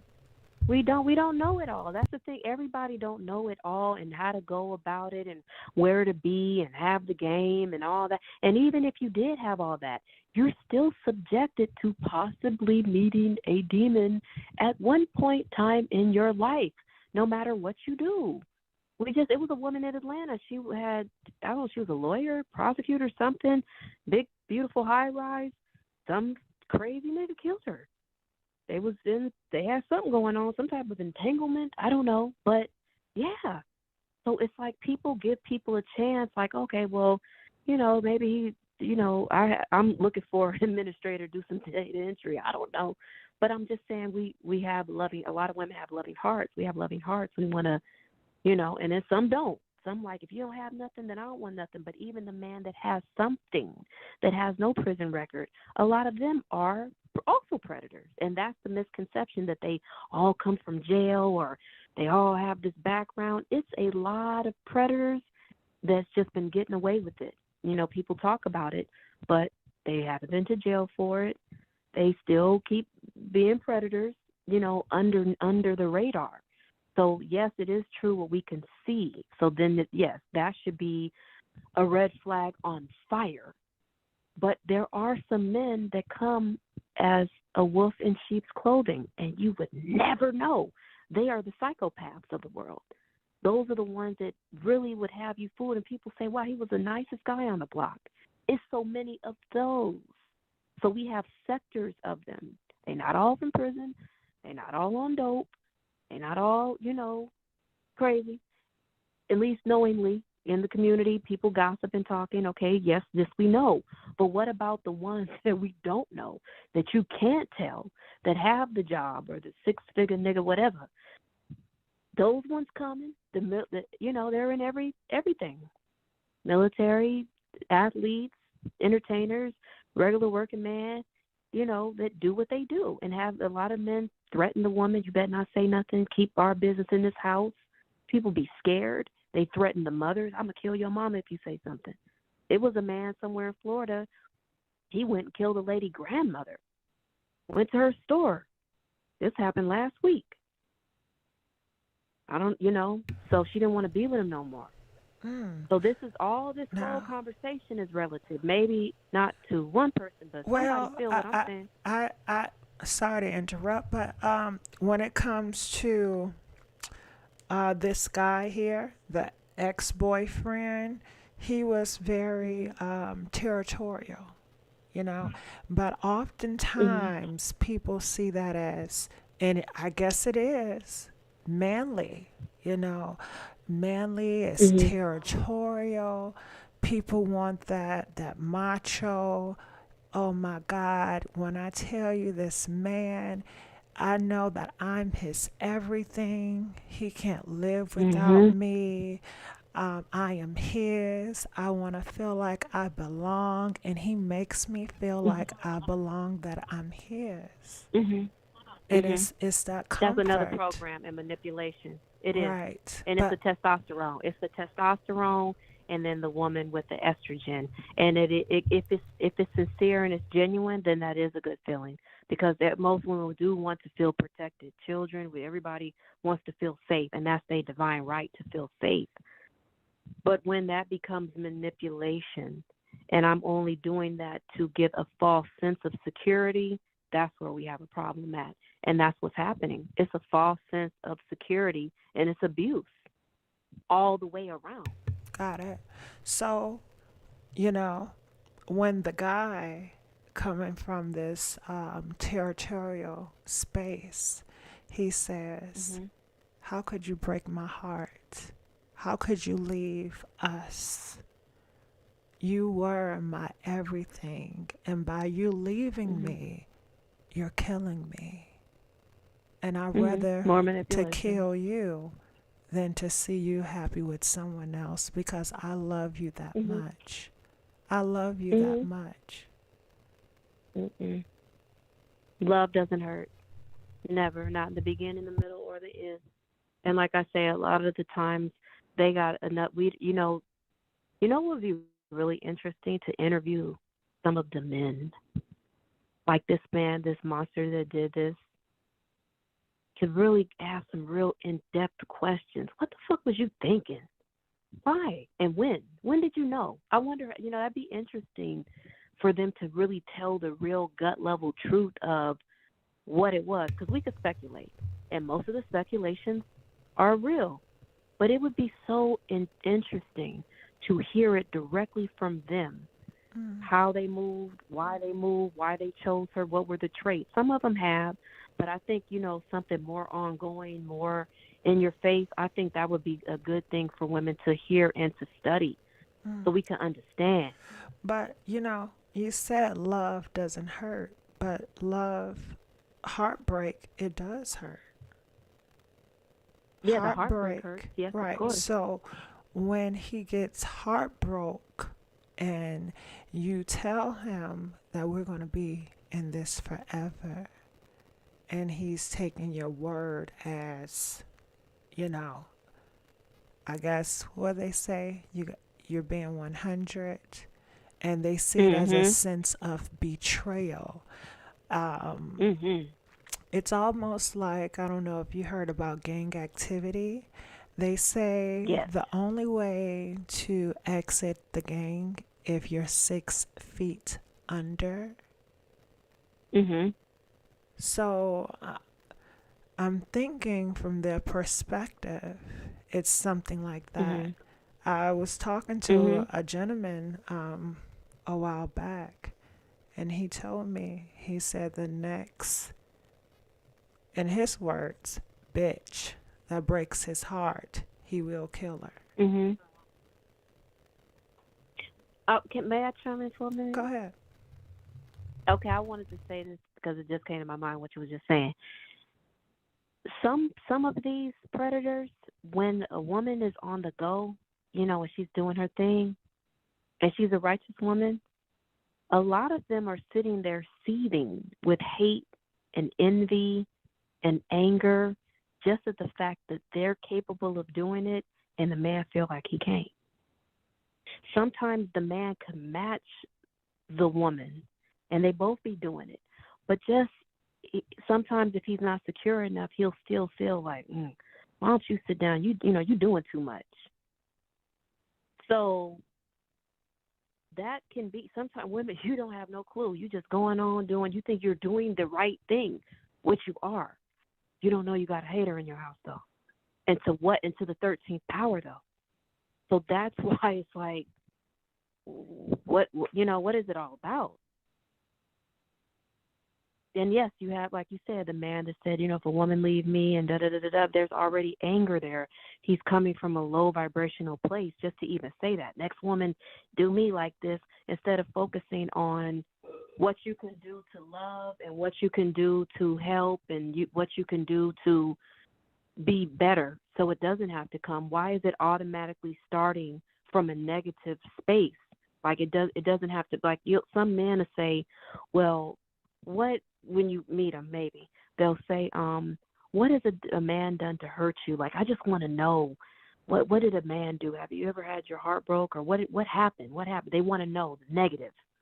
My question is, what do you want to know that for? Why are you so focused on that? A lot of times men that are focused on that, like that, is because they want to fuck you over even worse, or the same, or worse. Wouldn't you want to know what makes me happy? What can we do to do the trust, and, you know, what can we build on? Why are you so focused on a negative place from the jump? So the man that you said, the predator that you said, next woman, next bitch to do me like that, I'm just going to, you know, blow her head off. He's already in a low vibrational. Even if she loves him, he's still going to be a predator. And they say most predators, the more you love them, the worse they will be. That's why a lot of predators, they have like homegirls, and they, like, from a distance, they know the nigga crazy, but they play him the long way, far away, hey, oh, crazy nigga. But when you get up on them and love them and love them and love them, they treat them the worst. They treat everybody else, like I said, the house demon and the street angel. That's why they're already sick. Something happened before they came to the planet, in the womb, however, and they've been fucked off. And they're going to continue to be. So even with the love, and the nurture, they still going to be what they are. Okay. Well, 631, I really enjoyed talking to you. I appreciate you. Likewise. And I will let you go at this time. All right. Okay. Thank you. Have a good day. Thank you. All right. And let's give a big old thank you to Nicole Harris, donating $10. She says, I felt unprotected after the Tory and Megan case. Megan protected Tory until the end. She showed up in court one day, didn't even say she was glad he was found guilty. People protected Tory. Why? Well, that's an interesting point, Nicole Harris. What we can do, because I know we were supposed to be talking about Keisha. However, I can understand how it combines with Keisha's story, but maybe we can set apart another video, another live, to really talk about Tory and Megan and why the black community rallied around Tory even after he was found guilty, you know. Okay, so let's go on to the next caller. Calling from 404. You're live on the air. 404. Hey, DD, can you hear me? Yeah, I can hear you.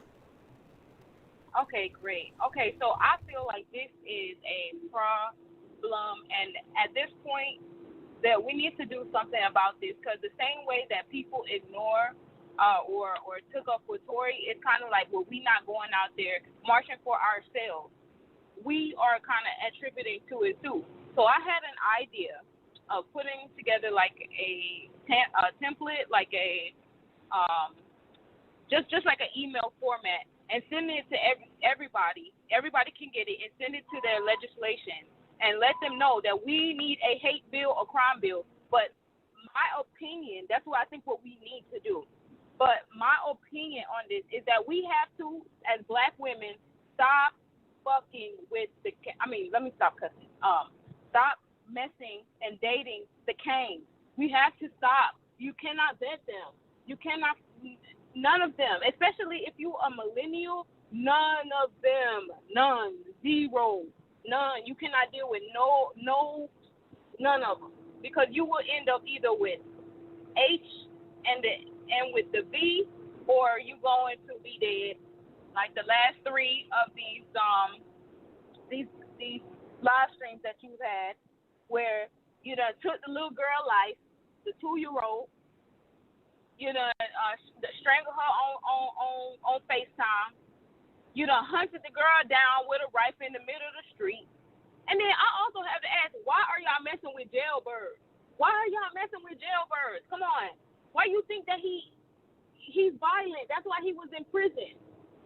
You got to leave them alone. Well, leave them alone. I can go into role play, and I can give my perspective. Yes, come on. Okay, so come on, be the mammy. Okay, so the reason why, because they're real men. They're masculine. They're gonna How? protect me. How? How? When have they ever protected you? Just their presence. You know, when he's around, Girl, I bye. just honestly, it's more safer for me to be under a man. I just feel like if I'm It's out in the safer being under a streets, man than being in a pine box. You want to be in a pine box? well, why do you always have to be negative? Like, Because this is what's happening. Do you not care about your life? I care about my life a lot, but I want a family. Okay. I don't want to So be what makes you seen. think you're different? I don't think I'm different. He thinks I'm different. Oh, He tells me I'm special and I mean the world to him. And that makes me and yet I'm feel, talking to you beyond the grave, right? I'm talking to you, Keisha, beyond the grave because you thought this nigga was special, right?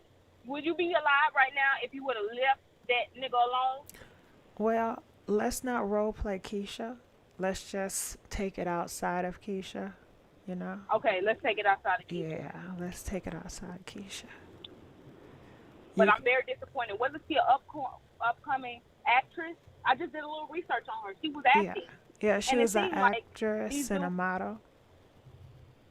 right, and it seemed like every time that every time that women, especially beautiful women, start doing something with themselves, they start becoming that same statistic that they say we're starting a business and all that. That's when they feel like you're the ultimate threat and they got to take you out of here.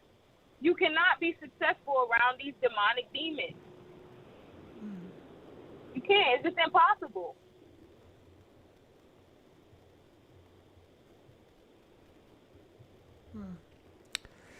All right. Anything else you want to say, 404?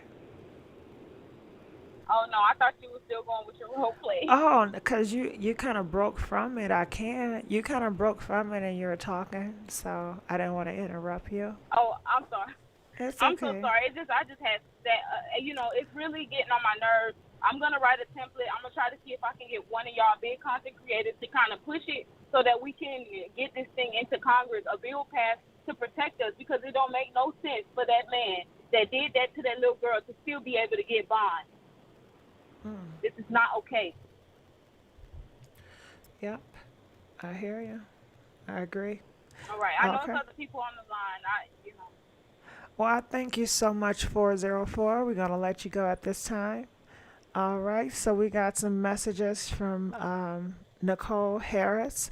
She donated $5. Thank you so much, Nicole. She says by the age 2023, 49% of black males, 44% of Hispanic males, and 30% of white males have been arrested. University of Alabama. And she also states, she states the same thing. All right. Well, thank you so much. She gives another $5. I appreciate that. Thank you so much. All right. So we're going to take some more callers. Feel free to call in. Calling from 816. You're live on the air. 816. Girl, now you know I'm a damn troll. What you answer me? Okay. Now, why do trolls troll on a serious topic? I really don't understand that concept. I can understand on a topic when we're talking about Cardi B, Nicki Minaj. I can get that. But on a topic that's so serious, why would you take the time out to troll? Okay. Okay, so we're going to have another message. Yo You donated $10. I appreciate that. Thank you so much, Yo You. All right, so let's go into the next caller. Make sure you guys like this video, share this video, and subscribe to the YouTube channel, Gossip Girl XOXO. All right, so calling from 678. You're live on the air, 678. Oh, hey, Gigi. Hey, how's How it you feel? going? I'm feeling good. It's always great to hear you. So let us know how you feel about Keisha. Yeah, I remember this story. It's so sad. I was in here busting out some housework. and just happened to turn you on. I said, oh, my God, I remember this story. And you know what's so bad about it also? Her brother was killed outside the club that same year. Yeah, in March. He was shot up in front of the strip club. Silver Fox. Yeah, because her mama was, I mean, I know families go through stuff, but Gigi, when you hear what some of these families go through, you feel blessed because I don't know how her mom was able to deal with losing both of her children like that in such a tragic way. But her boyfriend had, you know what they said he done to her before he shot her, right? He had kidnapped her and everything. Yeah, he raped her. Stuff. He raped her. You know, we're not going to say the R word. Yeah. He raped her twice. Yeah. Not one, but twice. Did you know he raped her inside the home while the son was in the next room? And actually, he had another man to put a gun up to her son back while he was raping her in the other room. How evil is that? That's just evil. And not only that, he took her to a hotel and he raped her again.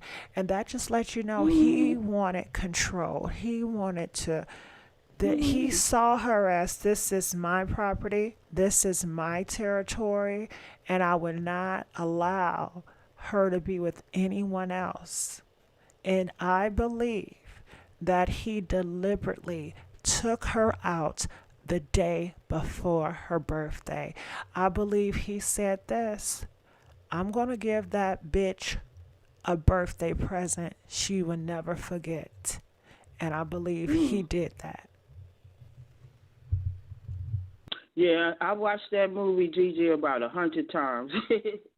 Queen Pen. I love that movie. But I watch those movies because I love rags to riches movies, how they take nothing and make something. So sometimes it gives me good ideas. But this, not only this situation, what y'all talking about, these guys doing this, the stuff about the women being masculine. Now, I don't know what's going on with, what's her name, Ivana? Ivana Fix My Life. Yes, she stated that in an interview with the Breakfast Club this week. Yeah, she giving mixed messages because she also, at her age now, I don't know what man is in her life, she made a statement that she would be down with the polyamorous crap. And I'm like, how can you 1 minute say you're a Christian and you know what Christianity stands for in the rules, and then you come and make a statement like that behind this women acting like men story? So I definitely want to hit her up on that one. I'm going to email her behind. We're going to get into it on that one. You know what I mean? Does she identify as a Christian? Does she identify as a Christian? Yes, she do. Okay, I didn't know. Yes, she do. She put all this in there about Christianity, you know, the blessings from God, how you have to act. Now, if she came away from Christianity, then I didn't know that. But she did identify herself. I'll tell you this, believing in God. I'll say that. But well, you know, believing in God, that can be subjective. That doesn't mean that you follow the Christian, you know, guidelines to a lifestyle. You know, believing in God, that is very subjective, you know. Well, I'm saying what her beliefs was. One of those beliefs was about the sex before marriage and all that. So it's on the same you know, mindset. But I'll let you know because I am going to hit her up. When I heard that, I was like, excuse me, at your age? But maybe, you know, some women give up. They give up on men. So they just go along with whatever the man talking about. And that's not the way to teach young women coming up behind you. If you were one way in your thoughts, and then all of a sudden you get older and you change up your ways, because she still got a lot of influence. Yeah, and you know what? I apologize, 678. I'm looking in the comments section. They're saying we're getting off topic, and I do apologize. Yeah. I may have brung that topic up. A caller mentioned it, and I kept that ball rolling. So I do say I do apologize. So if we can just steer to Keisha and the situation with her boyfriend, I really appreciate it. And I'm sorry for any confusion. Oh, no, it ain't no problem. We just talking about these men, and, they getting demonized now where they can't be in a relationship without violence. And that's another thing. It's a psychological thing because you don't know how to handle disappointment, so they go violent. No one is teaching them how to handle disappointment or teaching them how to handle a relationship, period. Because everybody knows you're going to argue in a relationship and you're going to have disagreements. But I think if they would start getting tools when these kids is coming up in the schools, wherever they have to teach this, is how to deal with relationships, period, so that you're not violent. It's just like now I had a friend, I had to befriend her. I had to stop being friends with her behind this because she had a boyfriend that used to beat the hell out of her. And I would come over there and be in the middle of it trying to stop things, and then it got to where they want to arrest me for whooping his tail. You see what I'm saying? So I told her, I said, after that last incident with him beating on her, because she said that's all she ever known. She said that she would be beat up by her partners, and it made her feel, like you said, that they wanted her so bad they didn't want her with anybody else. And I told her that was sick and insane, and if she kept living like that, she wouldn't be here. And so I left. I remember it quite well. I went out of town. And when I came back, she was in the hospital. That's how bad he had beat her. And I waited till she healed, and I told her, I said, I cannot be friends with you anymore. I said, you put my life in danger. You're not going to stop doing this type of thing. And the only thing got her away from the guy is because he found someone else he wanted over her. And do you know she was so obsessed? She would drive around to find where his car was and sit out there to see who he was seeing. So it's just a real mental illness, I believe, with men and women that stay in it, the men that perpetrate this type of thing. And I just really think that they need to start teaching. They got all these other classes going on in school. I think it starts from, them growing up. How they see their mother act, how they see their father. So, but that's all I really wanted to say about this. It was really sad, disturbing, and the fact that this guy wouldn't leave her alone. She went on to live her life. Yeah. And he just would not, he was determined, All right. Well, I just want to say I thank you so much, 678. It's always a joy to hear you. I thank you for always calling in. I welcome your calls. And at this time, I'm going to let you go. Thank you, 678. At the time, I'm going to let you go. So I definitely want to talk more about Keisha and her ex-boyfriend. And we do have callers. I welcome all callers. I just want to go back, If you were Keisha's friend or associate, what would you have told her? I think I would have, after knowing what I know now, of course, and just seeing how a lot of these men, they are the same. They are definitely the same. Their playbook, it doesn't change up, so it's just so many people want to hope for the best. They want to hope that, he'll forget about me. They want to hope that, maybe he'll calm down, but 90 seconds.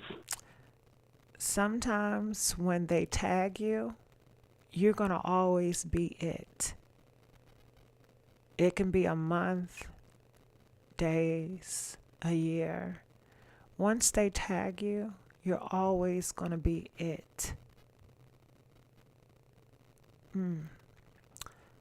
I would have told her to move. But then... 60 seconds. this 60 seconds. Maybe she felt like, hey, you know, I'm not going to allow him to change who I am. I'm not going to allow him to make me move.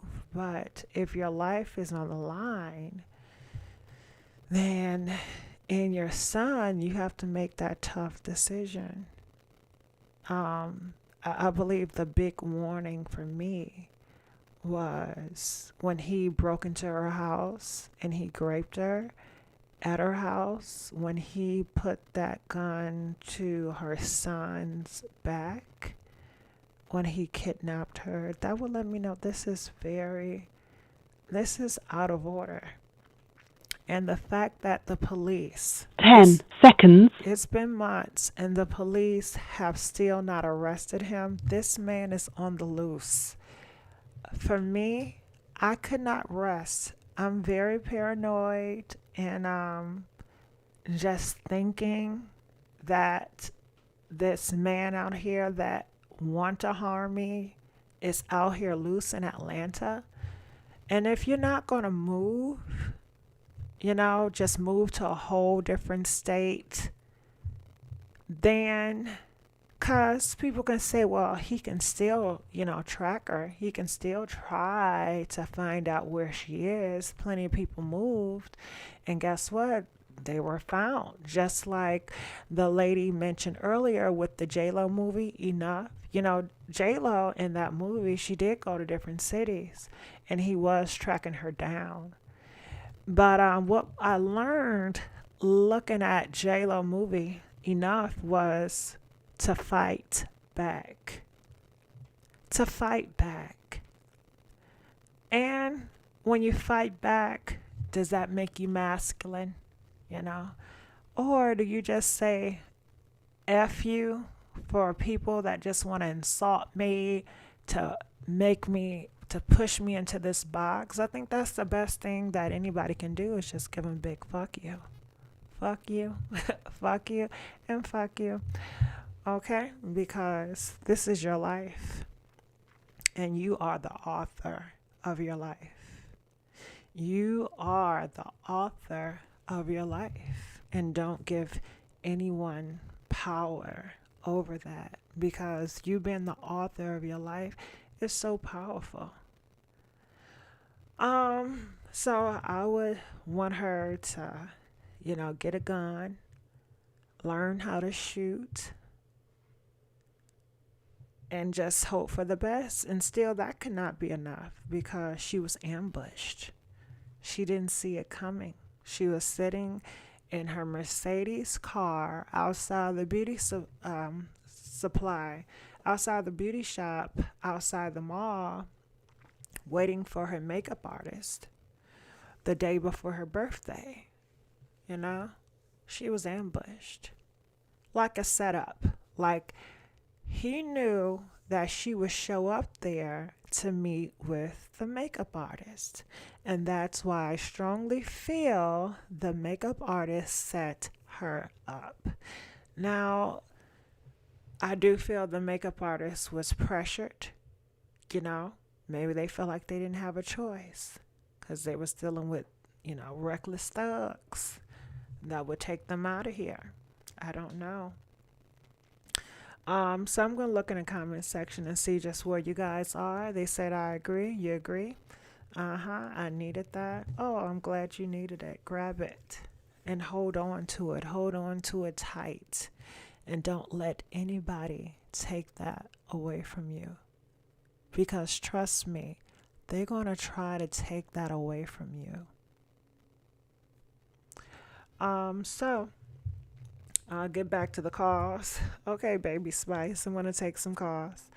Look at the red flags in the beginning. Yes, Gigi, but with this, the biggest red flag was he raped her, kidnapped her, beat her. That was a huge red flag, and that was 3 months prior. Okay, so let's get on to some calls. Baby Spice says, I want to hear the callers. All right, so calling from 225. You're live on the air, 225. Hi, Dee Dee. Can you hear me? Yes, I can hear you very well. How you doing? Hi, I'm doing well. Thank you for taking my call, and thank you so much for covering the story. I live in Atlanta, and I had not, excuse me, heard of the story before. And a moment ago, you asked what we would say to Keisha had we been friends with her. Um, I would have said to Keisha, as I say to all women, learn to say bye and block, because these men, like, they do have these little games that they play to see how far they can go with women. My advice is don't let them go anywhere. Like, learn to block these men. There are always red flags. A lot of people in the comments are commenting about that, and it's true. There are always red flags. Example, one of my relatives, she met this guy. She literally started sleeping with him, like, after knowing him for 3 days. And then literally a few days after that, she was giving him keys to her house. That is not okay. That's not okay. And what message that sends to men is, okay, well, she doesn't respect herself, so I don't have to respect her. And I have I've been taking notes while watching this live, and some of the things that I have written down is, our job as women. Can I talk? Can I interrupt you for a second? Mm-hmm. Okay. Go ahead. Now, you said a lot, so it's a lot to take in. But the last thing you said was about this girl that gave her keys to this guy too soon. Mm-hmm. And you said the perspective from the guy is that, she doesn't respect herself, right? Yes. And I just want to add to it. Sometimes I find that some guys can have a big ego and they feel that they are special. They feel that because you gave them the keys that they have territorial over your life because it's a part of you giving yourself to them. And a lot of times they want you to give yourself to them. And sometimes when you have sex with some guys, they feel that they are special in your life. They feel like if I hear or if I think you're out having sex with someone else, I will hurt you. Mm-hmm. Even though you may not never had that conversation with them, but just to say, a lot of issue is territorial. A lot of issue is possessiveness when it comes to a lot of these men, because sometimes they identify that as masculine. They identify as that is their identity, Right. Mm-hmm. But go ahead.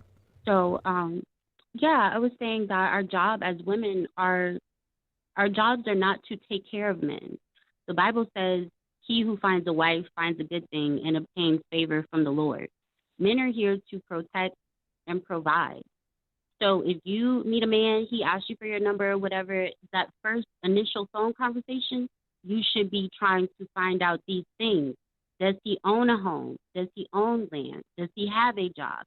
Has he been to jail before? These are the conversations that we should be having with these men as soon as we meet them, not 3 months after, we've been sleeping with them and, oh my God, I found out he has a record. Oh my God, I found out that he was in jail. Oh my God, I found out, he was, doing some predatory stuff with children.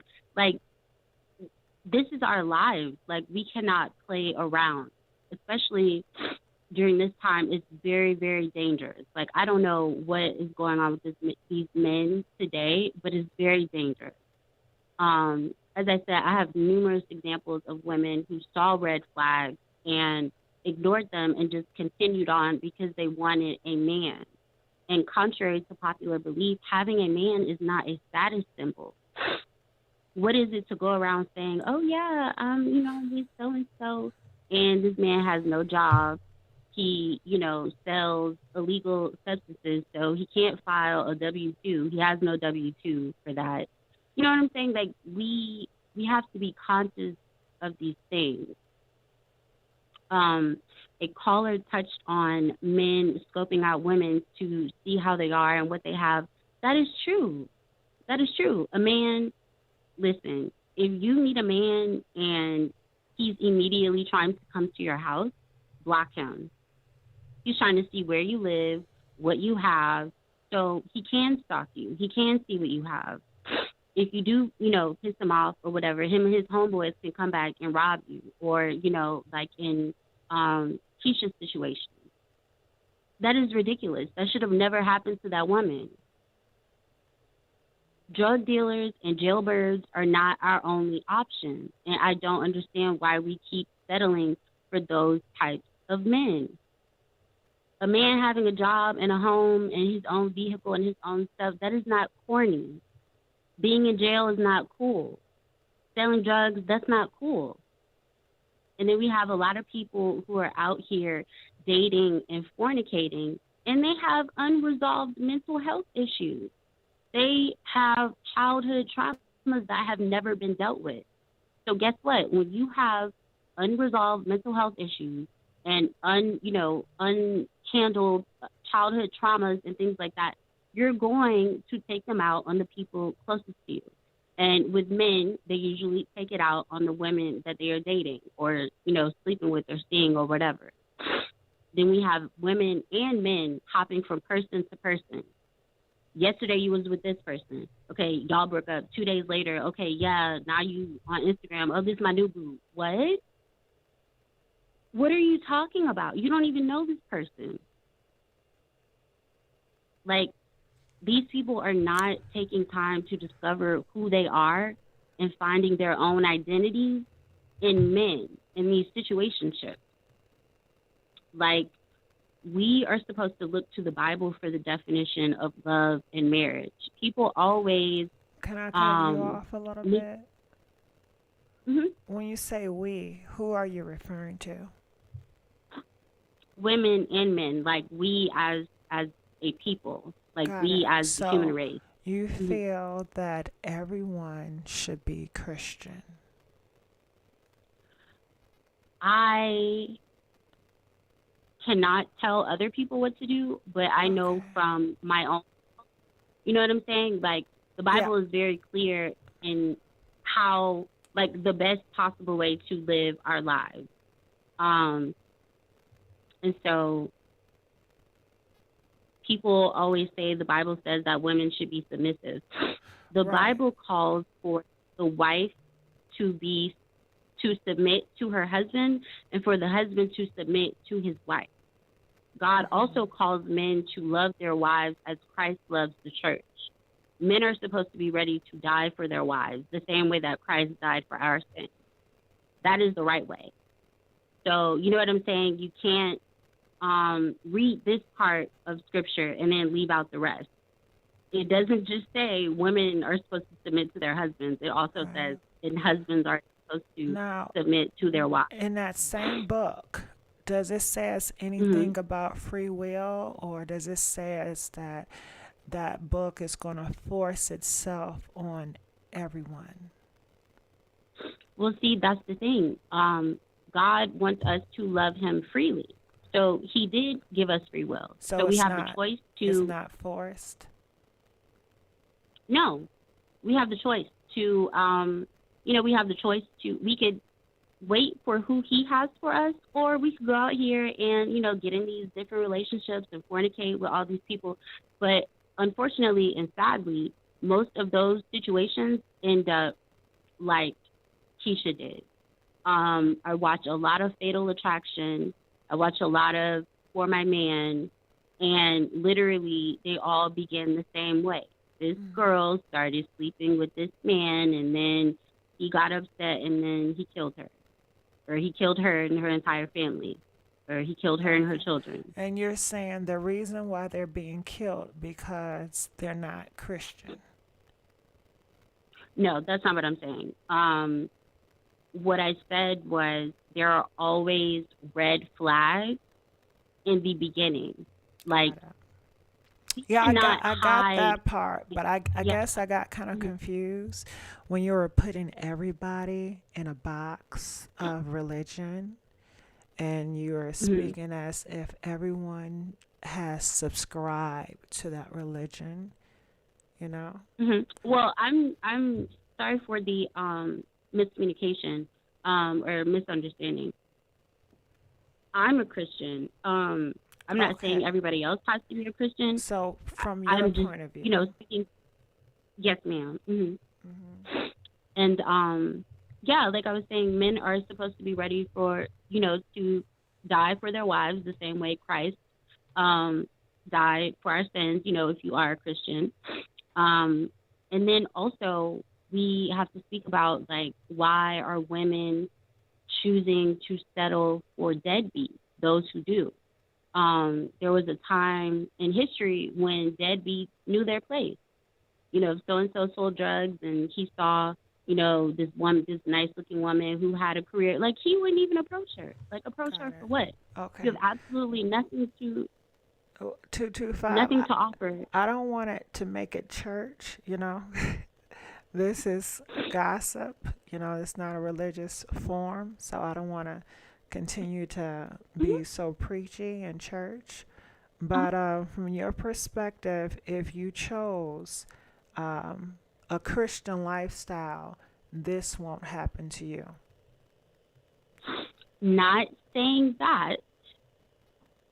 What I'm saying is, if you are living for Christ, like if you are a Christian and you're living for Christ, these things are easily avoidable.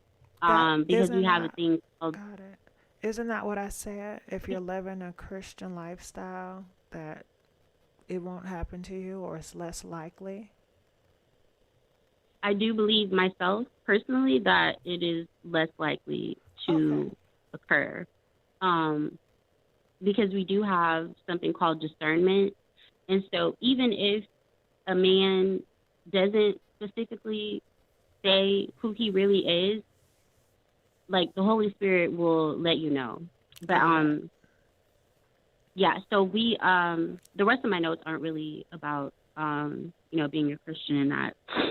More so about how I mean, another example, men have created all of these misogynistic podcasts where they talk about absolutely nothing, and I believe it is negatively affecting men's critical thinking skills. Like, none of those men are married.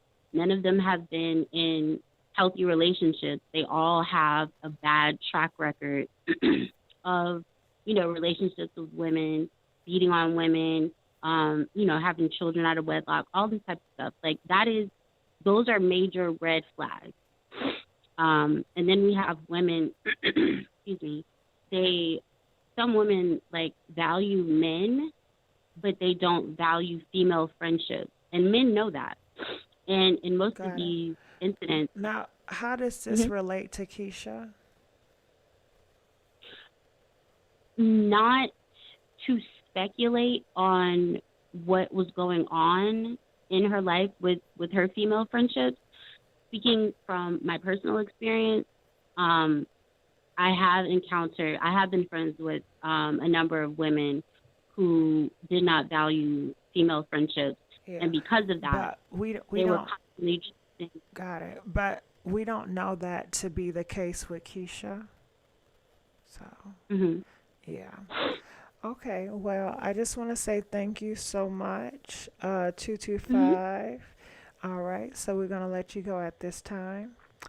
All right, so I'm going to look in the comments section, and I want to know, what do you guys think? I'm going to look in the comment section. Says she went off topic. Stop. You're like a deer in headlights. I'm lost. Yeah, I was kind of lost too. We don't victim blame over here. Yeah. Well, no struggle, no love. If she lived the straight and narrow on a Christian lifestyle, I guess this wouldn't have happened, you know. I guess if the black community will live more of a Christian lifestyle, you know, things like this wouldn't happen. You know, don't know what to say about that. So, um, Baby Spice enjoyed it. Well, that's great. All right, so I do have some more phone calls. So I just want to look in the comment section and just seeing where you guys are. I'm just reading the comments.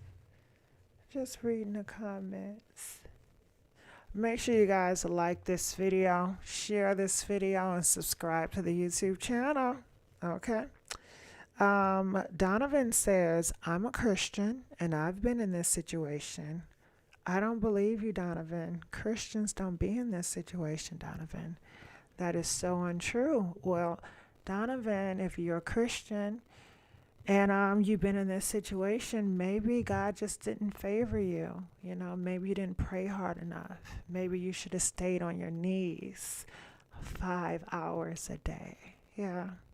I'm joking.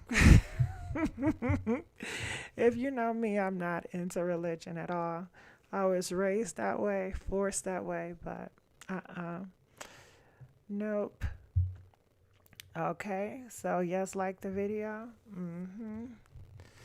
Rest in peace, Keisha. Yep. Bible thumping, hopping, cheating, lying, stealing, offering. Okay, I'm looking in the comics, just reading. Going back into Keisha, you know, and her ex-boyfriend.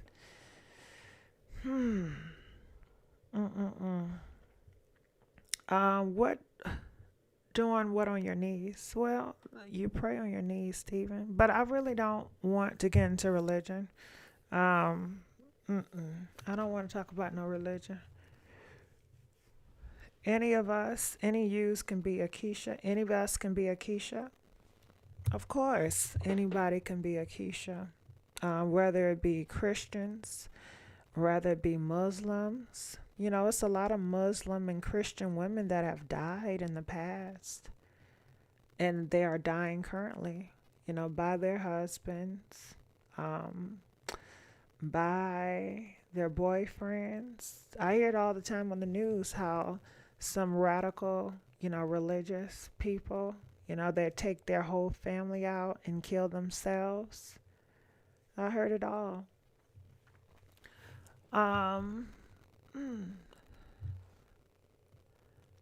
Okay, cool. That is not my system. I don't have the patience to deal with men that do not own things flat out. We're not calling him, me, a B. I don't understand that one. Okay, Protect Your Peace says, let's talk more about red flags for younger women. Okay.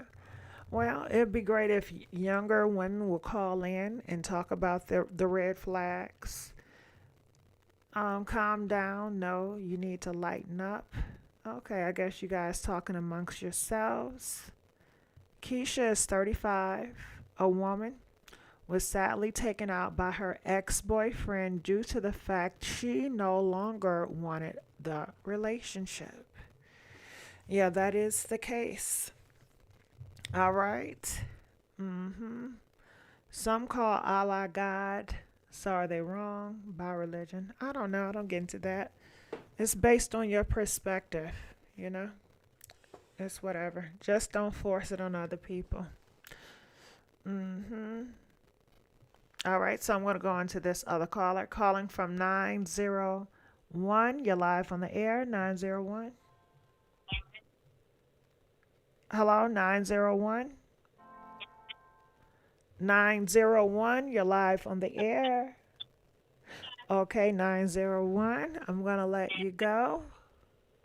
Okay. All right, so those are the calls. Thank you for using Blog Talk Radio. Goodbye. All right. So I guess I'll talk here just a little bit more, but I just want to say thank you everybody that called in and took the time out to call. Thanks everybody that was patient on the phone call. Appreciate that.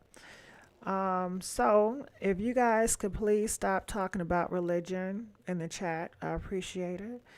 You know, some people can see it as blasphemy. You guys are on a gossip site talking about religion when you guys know that religion, Christianity, you know, doesn't like gossip. That's a big no-no. Okay? So thank you, Baby J or J Baby. So let's get back to the ex-boyfriend and the girlfriend. So I'm going to play a little bit more clippings. Aspiring actress who was taken against her will, bounded, beaten and sexually assaulted by her ex-boyfriend Alfredo Capote. She managed to escape that ordeal by jumping out of a moving vehicle only to get gunned down months later in her SUV while sitting in her car. The only person of interest at the moment is the same person who assaulted her previously, her ex-boyfriend, Alfredo Capote. Jokisha was in a relationship with some guy named Alfredo Capote. Things went south and she decided to break the relationship. That was unfortunately the beginning of the end. Sometimes after the breakup, Alfredo broke into her house which she shared with her son. He broke in with an accomplice who went to her son's room, bound him up then started talking about how they want to know where the money was. Her son was so confused and didn't understand what money.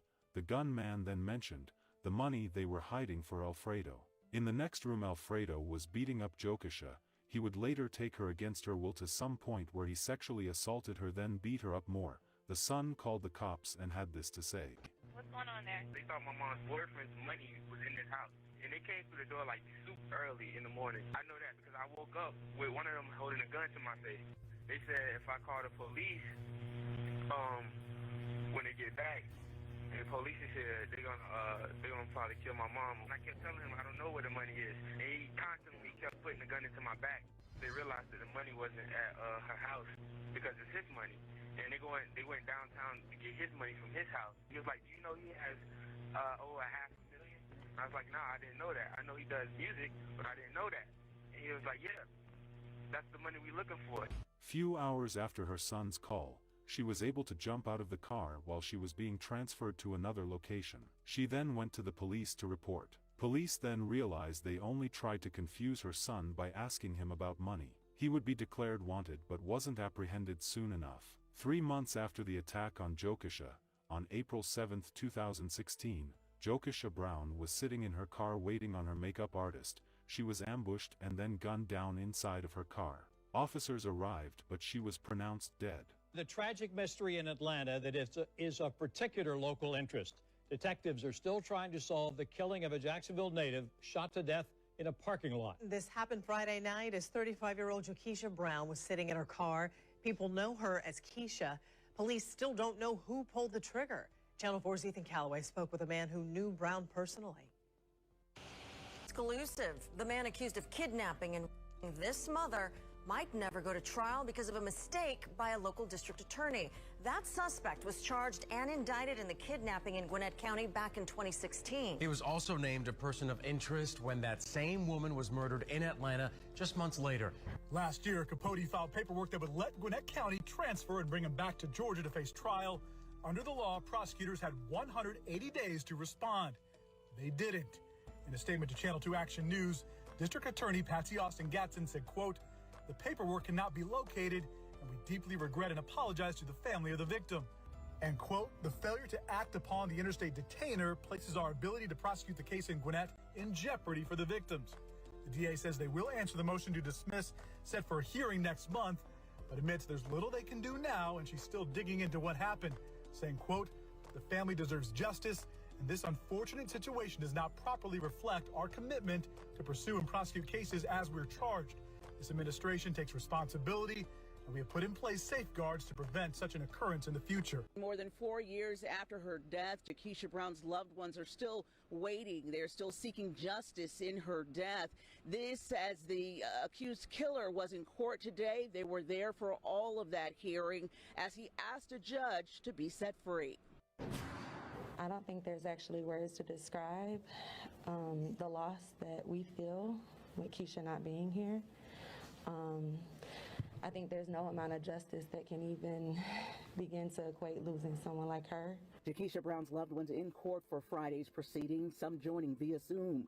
Alfredo Capote is charged with kidnapping and murdering the model in 2016. In court, defense attorney Bruce Harvey asked the judge to dismiss the case against his client. He argued Capote first requested a speedy trial back in the Gwinnett murder case in June of 2020 while he was housed in a federal prison out of state on an unrelated charge. His attorney told the court Capote filed more paperwork with the court in December of that year, seeking action in his case. Both times, defense attorney Bruce Harvey said his client received no response. The prosecution argued they have no documentation of the correspondence the defendant claimed he mailed to the courthouse. The prosecution told the judge Gwinnett County sheriffs asked the feds to place a hold on Capote while he was in their custody based on the warrants in the case, and that was separate from the operations of the DA's office, that he didn't have a hold placed on him based on the indictment. Gwinnett DA Patsy Austin Gaston was in court for the day's hearing. My promise to the family is to seek justice on this case. And when this problem came up, we made a promise then that we would fight, and we are fighting. Now, there was no decision from the judge today. Instead, she gave both the defense and prosecution about 3 to 4 more weeks to present some more evidence to her written form of evidence. And then she said she will continue to look over what she heard in court today, review those arguments before making her decision. The DA and prosecutor was not sure how things will end, but at the end of a lengthy back and forth, the presiding judge dismissed the petition, sending the case to trial, killing the hopes of him walking a free man for the alleged murder of Jokisha Brown. The trial for a man charged in a brutal attack of his ex-girlfriend can move forward after 6 years. A judge in Gwinnett County dismissed his motion to dismiss the case after a mistake by prosecutors. Channel 2's Steve Gelbach has been following this one for years. It's been a long 6 years of waiting, just patiently praying and hoping for the best outcome. Sabra Williams remembers Keisha Brown as bigger than life and loved living it.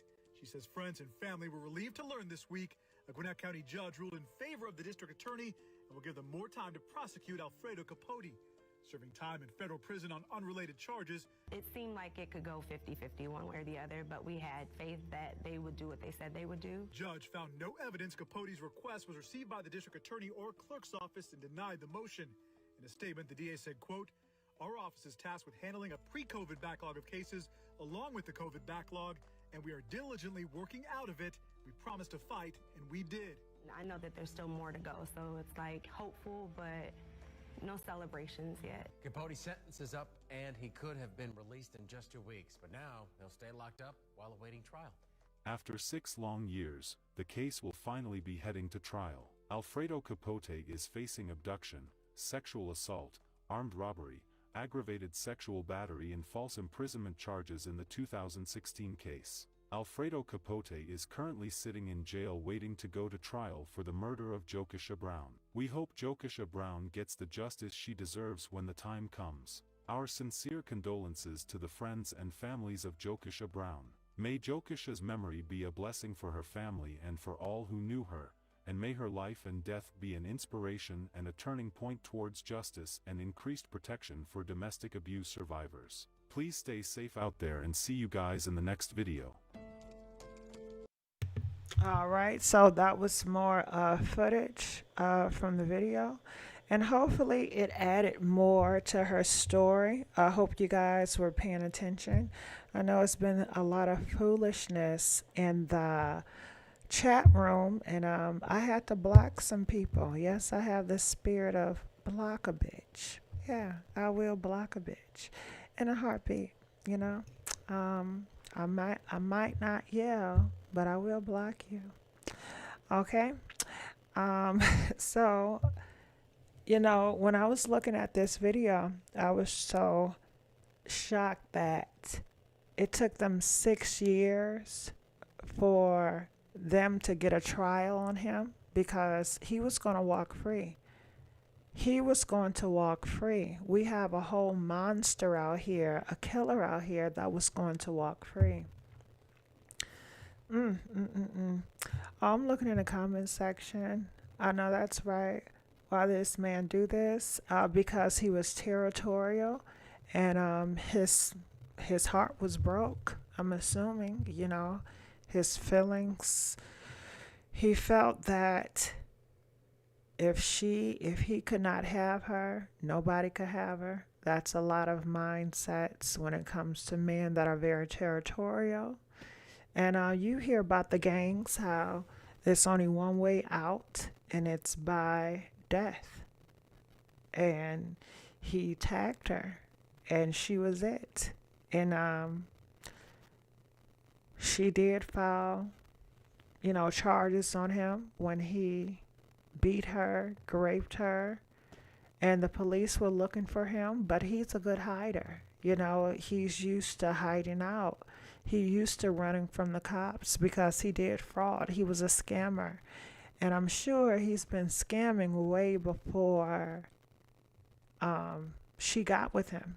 And I don't know what he was scamming. Who knows? But he was definitely a scammer. There's a lot of scammers out here.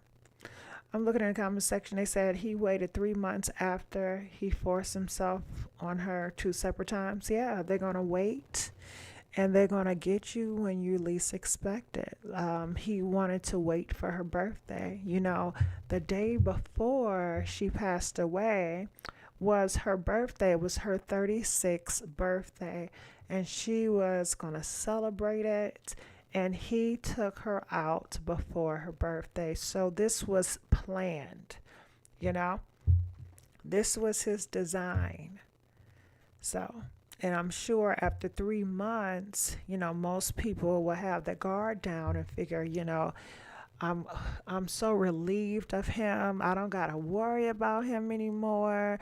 I haven't heard from that nigga in 3 months. But no. He's been tracking you. And that's a very scary place. People keep saying grape, not the real word. Well, Tiffany, that's how I'm going to say it, on this YouTube. I'm going to say grape.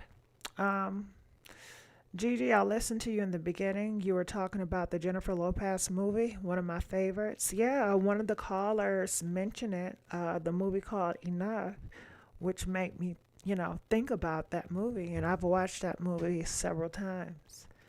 And I guess sometimes your best bet is to go after the monster. If you know you have an enemy out there that want to take you out, sometimes it's best to hunt him down before he hunts you down.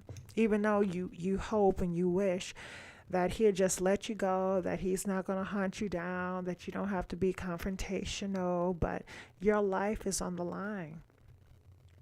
She's no longer here anymore. She's a whole mom. And, they don't care about that. They don't care. And the fact that the judge system and the district attorney lost her papers, they were going to let him free. I don't hear many people talking about that. Could you imagine somebody killed your mom, your sister, someone you love deeply, and the cops know it, the judge know it, but because your district attorney mishandled some paperwork, they're going to allow him to walk free? They're going to allow him to walk free when everybody knows he's guilty? They're going to allow him to walk free. And it took years. I'm talking 2 years, 4 years, 6 years. And they were telling the family, we apologize. There's nothing that we can do about this. He is going to walk free. We're going to try to talk to the judge. We're going to try, but all we can tell you that we're going to try is no guarantee. Can you imagine just knowing that the person that killed the person that's dearest to you is going to be walking free back in these streets? Mm. But yeah, I would just give up on life and take his life and probably go to prison. Okay, yeah, T. Some people would. They say, hey, I will wear the orange jumpsuit and just repent the rest of my days. Yes, yes, yes. Mm. So people are saying he could do it again or even worse. Well, he could, but we have this thing called hope. You want to hope that he changed his life around. Maybe he's going to say, because you know, most say they're Christian and he turned his life around. And because he's a Christian, well, let's give him a chance. Let's give him hope, you know? Yeah. They did it purposely so he could K more black women, well, possibly, because you know that's what he's gonna do. You know, he's gonna go right out here getting relationships with more women. And do you think he's gonna tell them he took out his ex-girlfriend? I'm sure he told plenty of people that this was a lie. Because, you know, they always lie. They have so many excuses and they have so many lies. They're never going to admit to the truth. That's just not going to happen. I feel like the conversations are needed in its community. Okay. All right. So I think I talked long enough. Do you guys think I talked long enough? Press 3 if I talk long enough. Okay. I'm going to let you guys go at this time. So I look forward. I'm going to be doing some uploads, some gossip uploads sooner or later. And I enjoyed you guys calling in. I enjoy the comments. I enjoy the super chats. I appreciate every single one of you guys. And for those that got blocked, you're going to learn. You're going to learn. Okay? You're going to learn. You should have just stayed your ass in the bushes. You should have stayed your ass in the bushes. But you gotta learn. You gotta learn. Okay, so I don't mind blocking. I don't. Okay, you're not gonna steal my peace. You're not gonna steal my joy. Nope. I guess you wanted me to get on this mic and start yelling. I make that decision. Nobody can't make me do it. I choose. You see the strength of having discipline, you know, of keeping your joy. So many people want to steal your joy. They want to, you know, what do you call those things? What, I forgot the thing that people call it.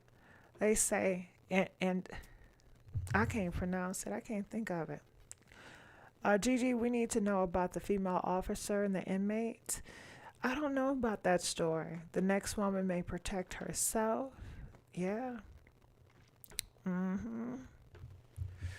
Yep. All right, we want to get on out of here. All right, DJ, pump me up.